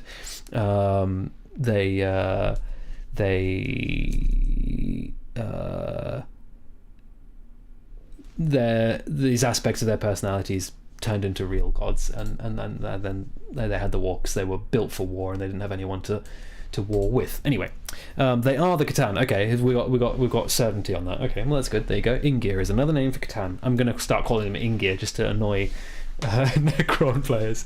Oh, that's a nice shot of an Ingir you got there. All right. Okay, I'm gonna press a button, and it will become clear that I really need to go to the loo. So sit tight, I'll be back in just a moment. BRB.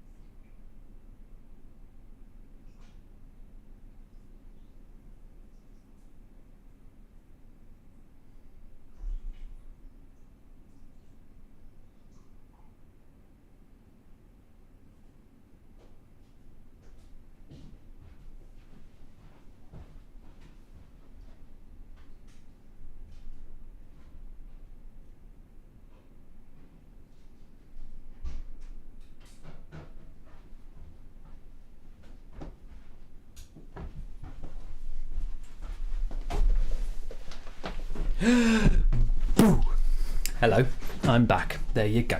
So apologies about that, but I did have to. It was quite a serious situation going on in my bladder. Right. Oh no, that's not. I have been very discombobulated by the way that's changed. There you go. And we're back to normal. Blood for the blood. Oh my god, it's all fallen to chaos whilst I've been away. Cheeky buggers. Right, now that I'm not screaming over the internal complaints of my bladder, revisit that idea. So I feel like that is the most kind of the best feeling timeline to me. We don't want copper colours. No, we do want copper colours. The best feeling timeline to me is that they had the war in heaven with the Necrons happened, and then because they were kind of built, because the Eldar were built for war, when that was over and they didn't have anyone to sort of turn that aspect of their personalities against, and they hadn't learnt the lessons of the fall yet, obviously, because that's what taught them, to build paths and be a little bit better behaved. It sort of descended into a civil war kind of a situation, and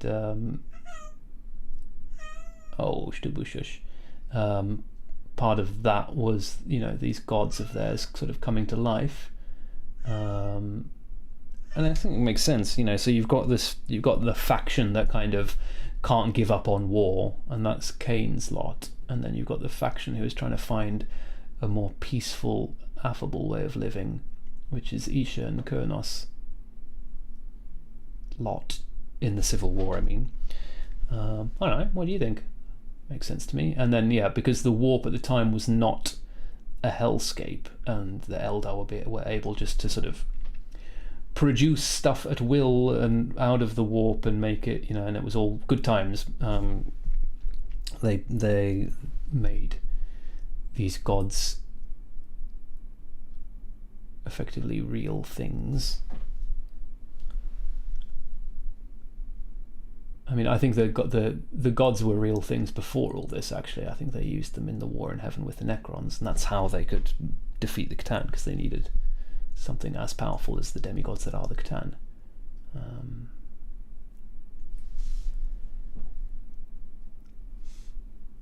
Yes, the Ingas, yes, name for the Catan, yes.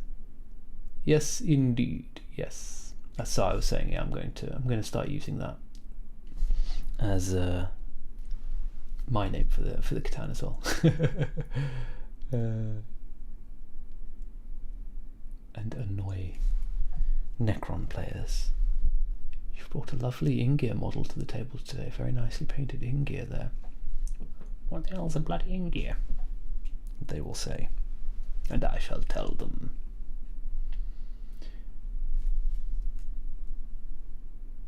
That's definitely been a fun part of working on this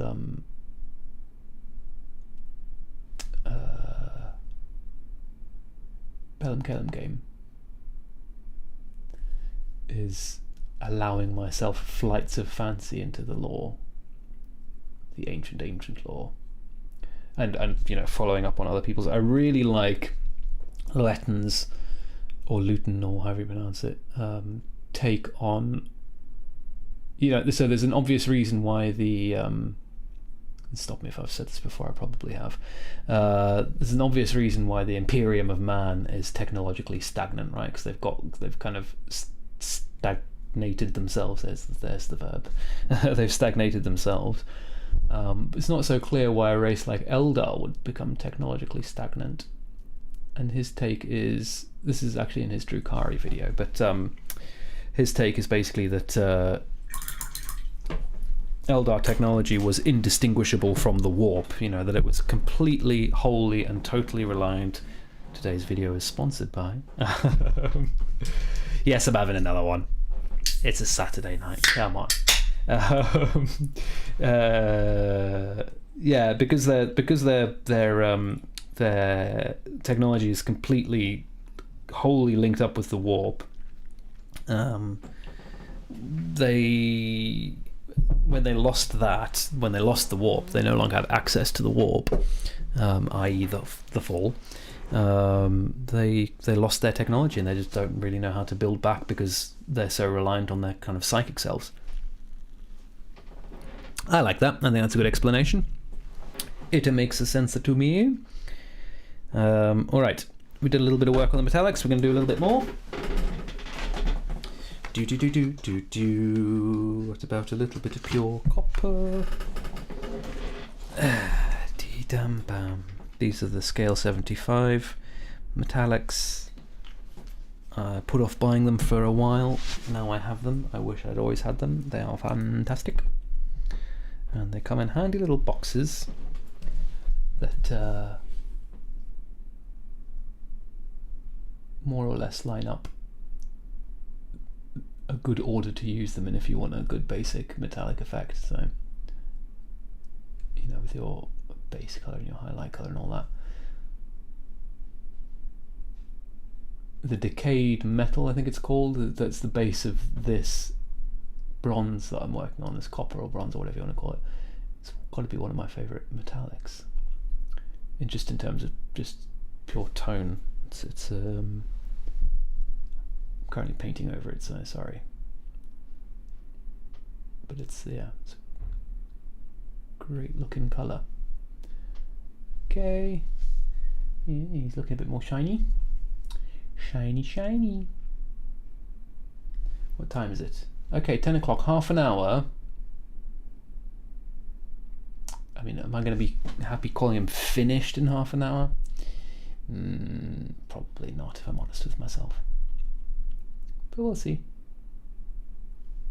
One day I'll finish something on stream anyway. That's that much we can say with uncertainty.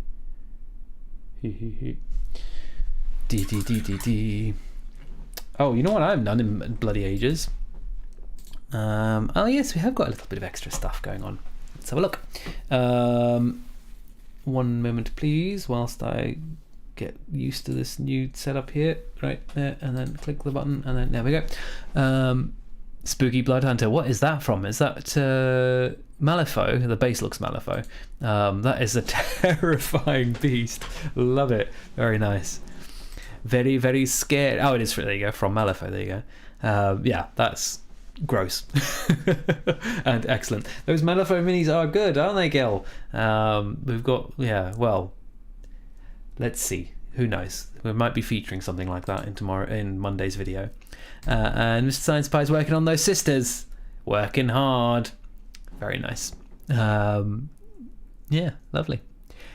Lovely red sisters with all their little fiddly bits and their teeny tiny wrists and small things and all that. But they're lovely models. They're really, really gorgeous. Very much capture the vibe of the 41st millennium, wouldn't you say? Wouldn't you say? Very nice. Cool. Yeah, so if you're watching and you're painting along, go do the thing. Drop some stuff in the thing. Let's have a look at your minis. Right, and let's grab some Moonstone Alchemy, which is a nice final highlight colour for bronze. Thank you very much, Scale 75, for making that so easy. Minimal thinking painting. Yeah, Malifaux miniatures are very, very nice.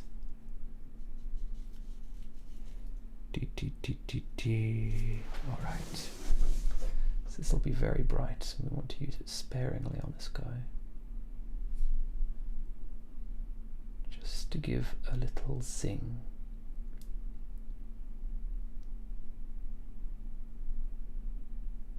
To certain spots. Oh, I completely missed that one, but it looks alright. Why is it being out of focus? Why are you being rubbish? You know, I have not been paying decent. It is auto. I've not been paying very good attention to. Mind you, this isn't a me painting stream. That isn't the purpose of the stream. So, but apologies for making you look at blurry pictures if you are looking at all. And not a great angle either, but I've gotten better at finding angles to film my painting at, but with live streams, it's not so simple, unfortunately, because of the way the setup has to work. Yes, that's looking all right. We've done that one already, and that one. We've just done that. Need to grab a little bit of a researched why it is that grey seer primer is so good. I'll be interested. I don't use any rattle can primers, so I'll be interested to hear this. Maybe. Space is blue. There you go.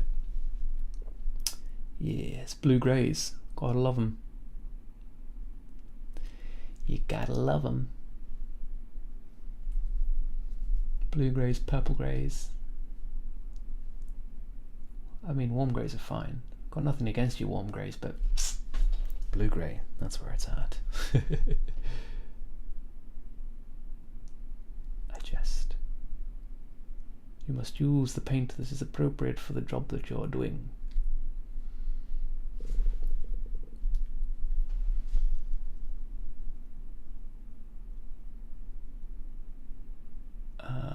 Slack-jawed. Okay, there we go. Okay, that was pretty quick. That's the metallics basically done. Somber grey is the best one yet. Yes, we all know that somber grey is the best. On a chap like this, you'd think somber grey would make an appearance somewhere, wouldn't you? But I haven't found anywhere for it yet, I'm afraid. What I can do though is go back to the wet palette and plonk, schlonk, plonk. My wet palette's getting stinky. My wet palette needs a good old wash. We need to highlight some of this stuff here. Nice and rough highlights, dibbly dabbly, because it's an organic texture that we want to try and get across. Plump, plump, plump. All right, good, good, and good. See, my dream is to finish this stream by adding some basing material, and then he'll kind of look finished. He won't actually be finished. I've just noticed a huge thing, because I'm pretty sure there's loads more texturing work that I want to do on this guy, if I'm honest with myself. God, I missed a huge bit of the vine here. Bloody idiot. But he'll look good. He'll look close enough to finish for me to feel like I did achieve something. All right. Shoop. Shoop. And fill in here. Okay, I think that's all the vines now. Done and done. Something very noisy going on downstairs.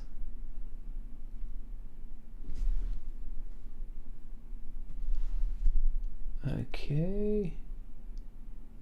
Lovely. Is anyone actually doing anything for Halloween? I know Mr. Science Spy's got kids, I believe.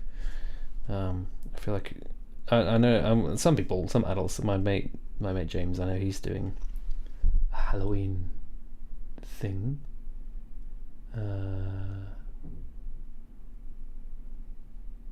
He does a Halloween dinner most years, I believe.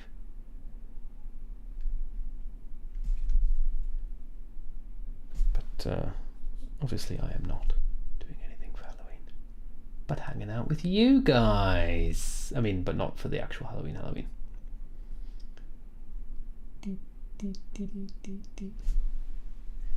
mean, it's really America where it's a big thing anyway, isn't it? It's not that big in Europe.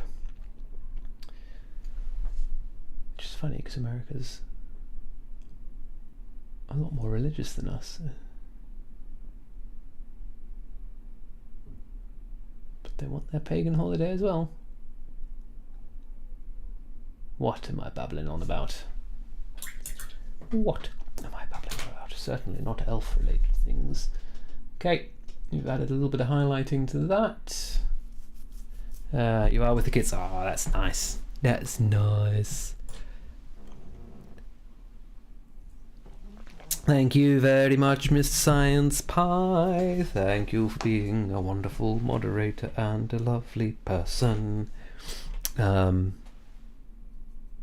And yeah, well, hopefully you get a chance to say goodbye. But if you don't, cheerio, my dear. Let's chat about next month, and more importantly, probably the month after, when you got them in. Sloop, sloop. Are you do? I mean, I assume, Gil, when you said you're doing something with the kids, you mean you're gonna go. Well, I don't do. I mean, is trick or treating? It's not really a thing in the UK. Is it anything like a thing there?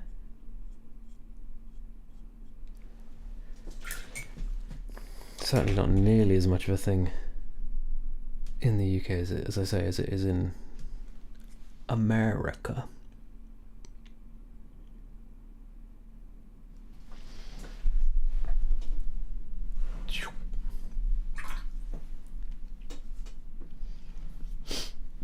Pardon me. I just realised that I probably reinsert some highlights of. Oh my lord!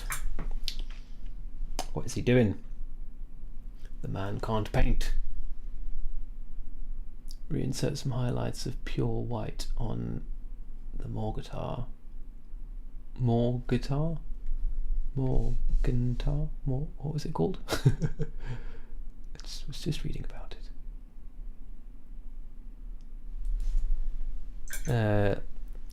Oh, okay. That's cool. Is that now in the UK?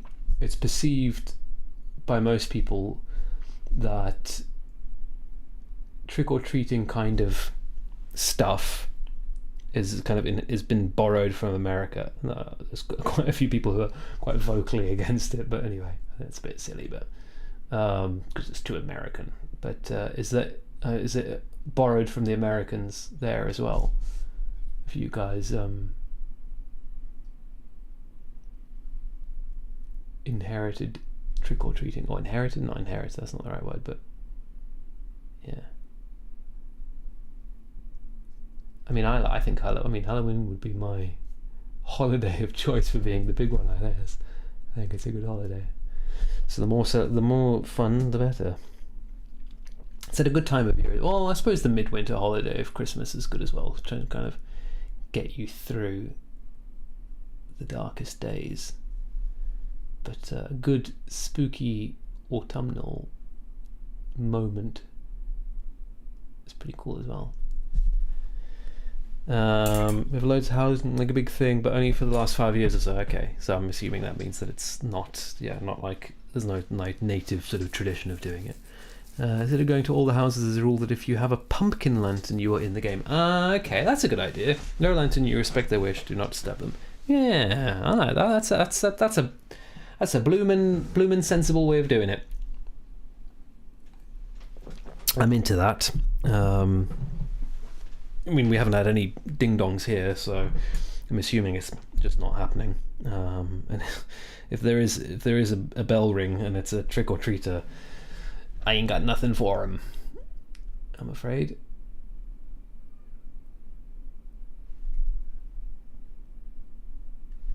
Although, yeah, I've been craving a little bit of something sweet myself, to be honest, recently.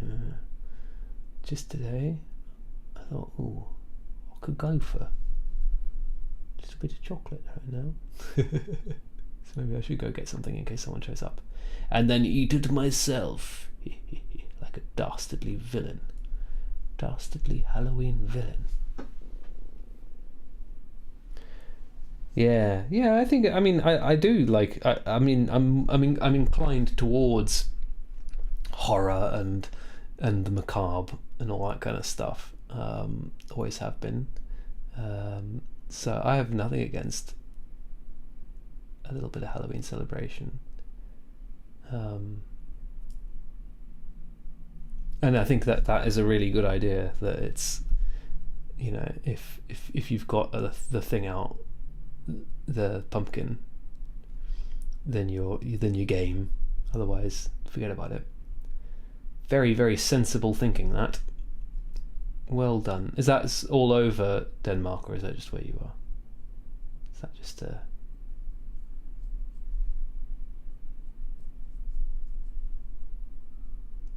your street thing? Right, what am I doing? I am adding some edge highlights, not really, just final highlights that mostly happen to be on the edges of the bony bits, reinstating some of the white. Hello, Dicepot. Oh, I'm sorry to hear that, mate. Oh dear me. I mean, hopefully, yeah, sorry, COVID. You really can be dying from it. Assuming you're not actually dying from it, but I'm sorry to hear that you've got it. That sucks. That's no fun at all.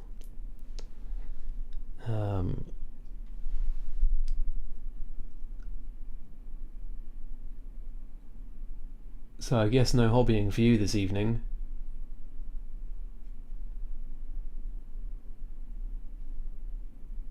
I'm not normally particularly inclined to paint when I'm ill. Although sometimes I have to anyway. What was that? There was a little period where I had to catch up with some painting the other day and I was unwell. So it goes sometimes, that's life, but yeah. Look after yourself, young man. Lots of bed rest and all the rest of it.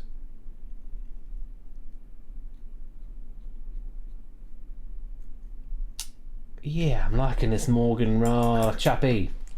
I'm into him. Right. Let's add a little bit of blue into those eyes to darken them up. Ooh, oh God. He's messed it up. Suck it out quick. Well, it could have been worse. I think we've saved it. Choop.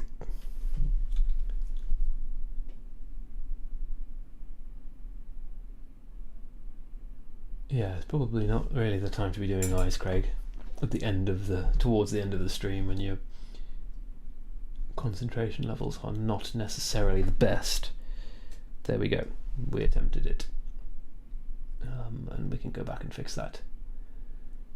Maybe tomorrow I'm going to be doing moving stuff all day. I have to be a good boy and actually get a decent portion of it done tomorrow. Packing bags and carting things back and forth in the car and that kind of stuff. Oh, we did mention about... Oh, I did say... Oh, well, you know what? But no, I'm not going to do that. Sorry, I'm mumbling to myself. I was thinking of freehanding the rune on the loincloth, but I don't think I'm going to do that tonight, I'm afraid. If that does end up making it onto the final piece, it will be a later edition, because there is no way I'm going to do a good job of that now at 10 past 11 at night, when I can't even paint a hand. Yeah, I mean, it's, you know, like I said before, we've got this huge overlap of like a month, basically. I mean, over a month of having keys to the new property, but still being able to stay in our current rented apartment. So it doesn't need to be stressful per se, but it's just, I mean, it's just packing up your life, you know, and then moving it, you know, to another place. It's just a big job. It's just a lot to do, and we're not even particularly, you know, we live in a relatively small apartment, I suppose. I mean, yeah, we're not in a big like 3-bedroom house or whatever. So yeah, we don't have that much to do, but it's still a job. Still a job. For sure. Yeah, I specifically got that to do something completely different, but now I'm adding some texture because I've been wanting to. Well, more on that later. Right now what I need to do is add some magenta into this to make a nice warm colour, nice warm purple as the first of several highlights to the hair. Ooh, Oh man, I'm not not exactly on form with the painting right now, won't I? There we go. Okay. Make this little spot pop a little, give him a little. It does kind of draw attention away from his face though.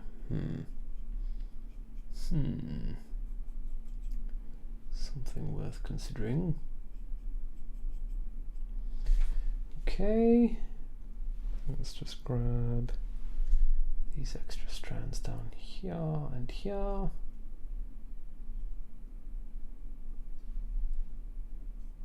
You descended into a coughing fit, Dicebot.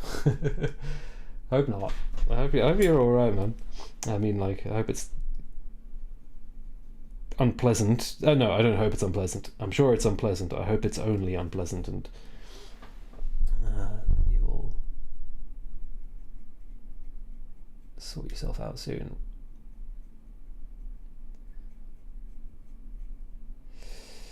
Da-da-da-dum.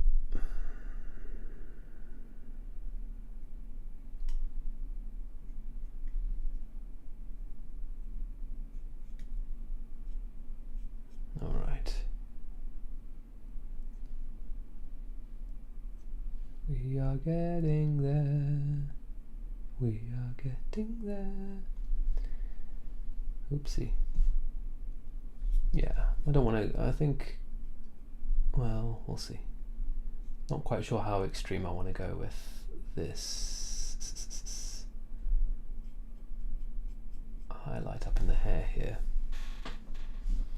More, stop knocking the camera, Craig. More extreme than it currently is, but maybe not too extreme. Thanks, it is a nice colour. I mean, it's just quinacridone magenta and whatever the purple that they use in, not Warlord purple, what do they call it? That's stormy blue. Heavy violet, heavy violet. It's very warm because of that quinacridone magenta, which I think is what's making it work. The key to painting hair, and I would not consider myself particularly good at it, but I do know in theory, is that you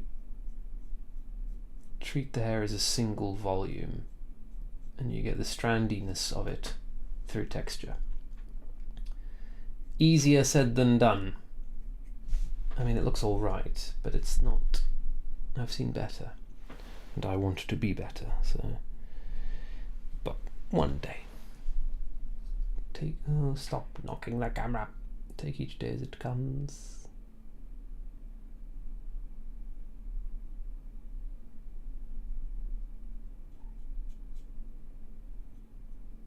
Make the improvements where you can. And there's all that business about hair being a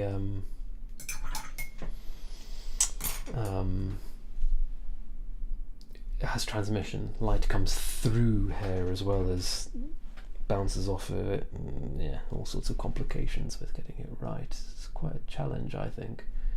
Personally, I find it a challenge in my personal painting saga. Ooh.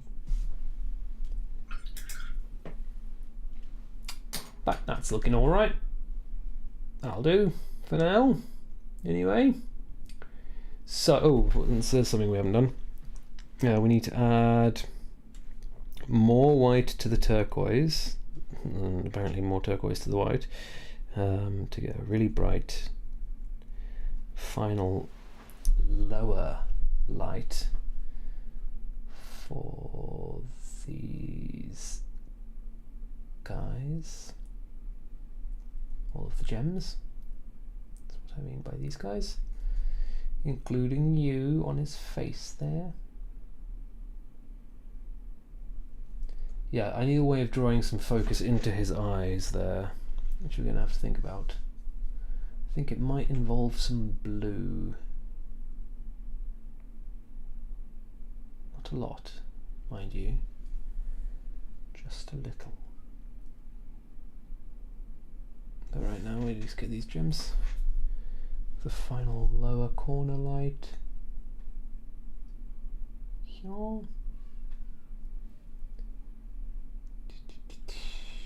Okay.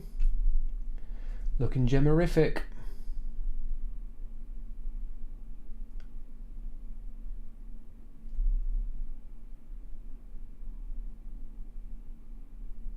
Yep. Am I missing one? Don't think so. Okay. And then grab some white.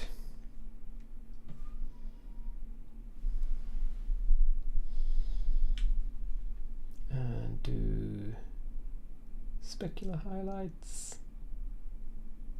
Bloop, bloop. That's the thing that really makes gems look like gems, isn't it? Can you even hear me? I'm talking so quietly. I really am in the mumbling to myself. Stage. Okay. I'm going to do a little highlight there on that one. Lovely.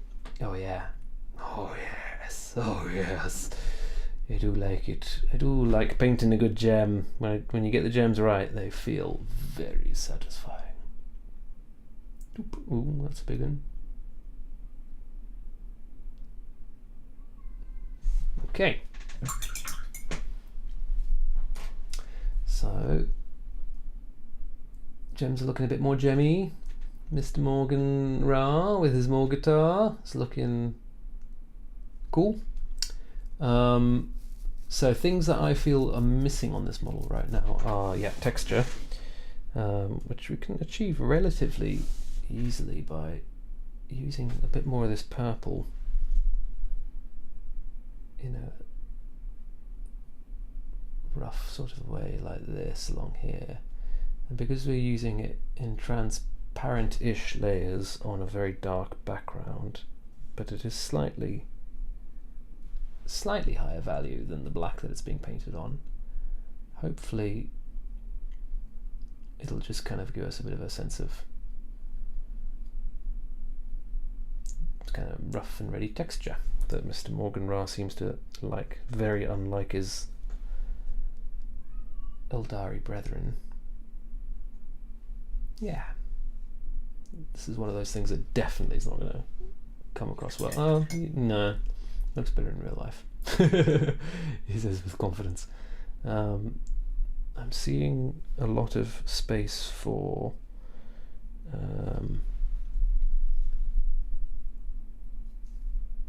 the green edge highlight along here.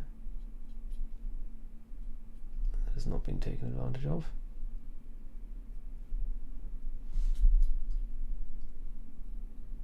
And a bit of white. Mumble, dear me, guys. Well, you've only got 10 more minutes of my mumbling to put up with. Sometimes it's just the way it goes. We're in a mumbly mood. Yeah, you know, I'm feeling all right about Mr. Morgan right here. And you know, he could be a little further along, but he is actually genuinely nearly done. Sorry, I'm doing something very delicate that I shouldn't really be attempting at this late hour, but I want to see if I can bring his eyes out a little bit.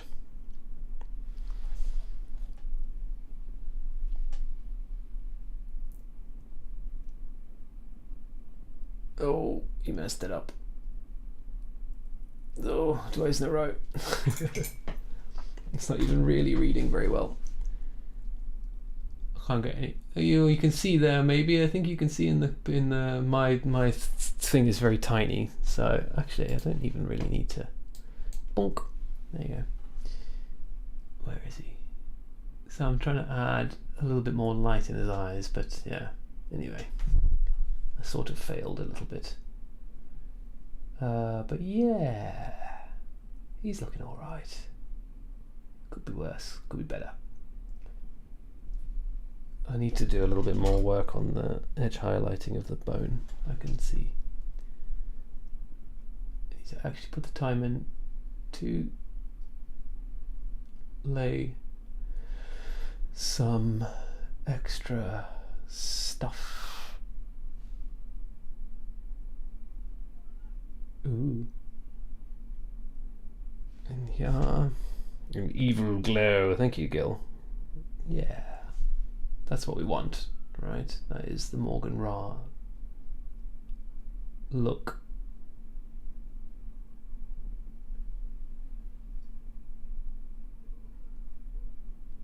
Add a little more definition to the spine bones in the back of this thing there. The camera is kind of a blessing and a curse, because it doesn't have a great dynamic range. You see more starkly what is and isn't working, but it also never really gets across the appearance of the model in my experience. But yeah, it's still looking all right. What we need is some more attention drawn to that lovely horrific face of his.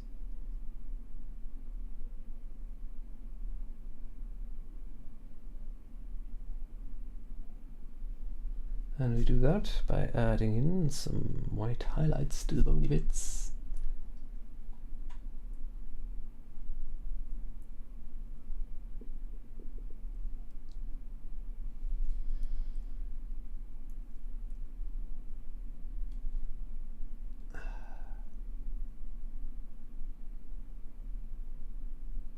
Sorry guys, doing my damnedest to concentrate on not messing up these very delicate brush strokes. Yeah, okay, yeah. Now let me look at him with my own eyes rather than looking at him through the camera. So yeah, I mean, he's going to have green grass on his base. We've got time to do that. 8 minutes.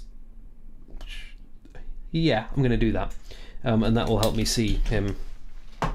With this guy, I'm probably not going to leave the basing material as is. I will probably go and do adjustments. But, ooh, okay, Morgan Ra's going to fly in the sky. There we go. So I can add that, and then I can make a decision whenever I look at this model again, about if that's enough contrast. So, doing my lazy army basing, and why the heck not? We need some glue. We need something to glue on.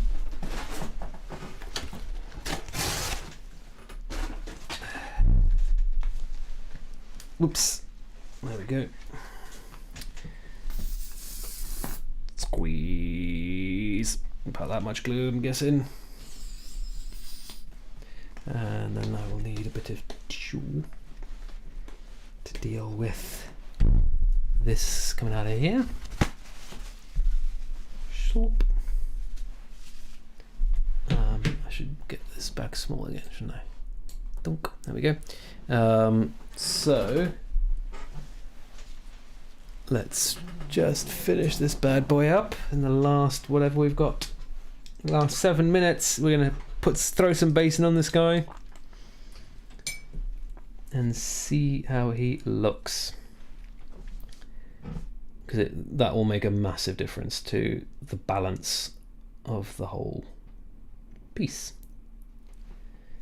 of course, because we're going to add a big block of quite high value. As I say, I might go in and adjust the colour of the basing material at a later date, but it should contextualise him and make him feel even darker, actually, but we'll see. We will see.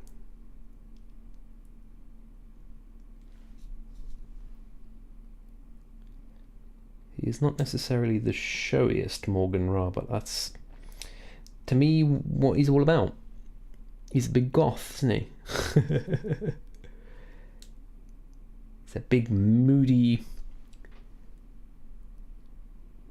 Eldar goth.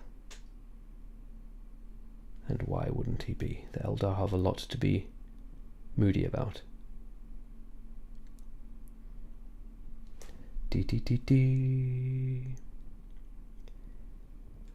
Putting on some PVA glue. And when that's done, I'm going to give him a dip in the basing material.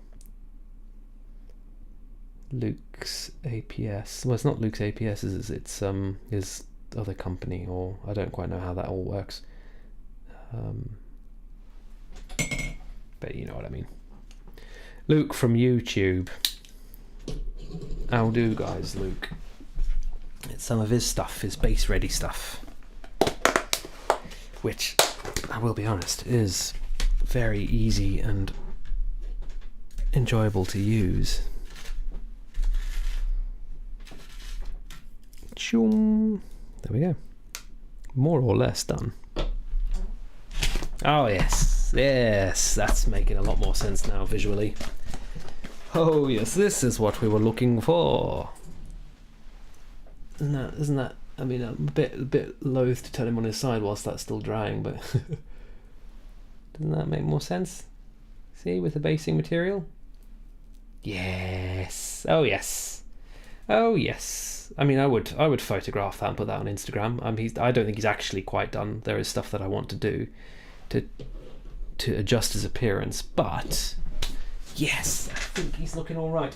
I'm gonna do a little tricksy tricks with some isopropyl alcohol. I'm going to try and be very careful with it and not ruin it like I have done in the past. Oh, there you go. Risen from the dead. Me when live. I haven't heard from you. Yeah, so just dripping on some isopropyl alcohol, which will lower the surface tension of the glue a little bit and help draw it into the basing material. Makes it a little bit more solid. Helps it dry a little bit faster as well, I believe. But if you're doing it on a finished mini like this, you have to be very careful because isopropyl is a paint stripper. I messed up the cloak of a Autark that I then spoke about it in a video. But yeah, does make it makes a difference, putting a bit of base material on. And now he doesn't feel like a big black blob. He feels contextualized and sensible. Yep. So the real proper way to do it, Gil, is as you might know, which is probably why you're asking, is to put down a thick layer of PVA glue, put your basing material on top of that, let that dry, then do isopropyl alcohol, and then drip on watered down PVA glue on top of that, and then you will get absolute rock solid base. Your chap. That's that. You'll see what you I mean, it sometimes remains a little bit spongy, but it's not going to come off. My lazy way of doing that is what I just did with just ISO, and then I might come in tomorrow or whenever, and if I feel like it needs a bit more solidifying. But to be honest with you, PVA glue when it dries is pretty solid. So you know, a lot of my guys, I just stop there and I go, that's enough, because I'm not rough with my models anyway. They barely get out of the house. So I don't need like a bomb-proof base anyway. But yes, thanks to Luke's APS, which is not what the company that actually sells it's called, but you know what I mean. We actually have ended up with a guy that, well, there's more that I could do, but that's the closest I think we've gotten to finishing a mini in this stream. I'm pretty proud. I'd stick him on the table. I'd happily stick him on a table. No qualms.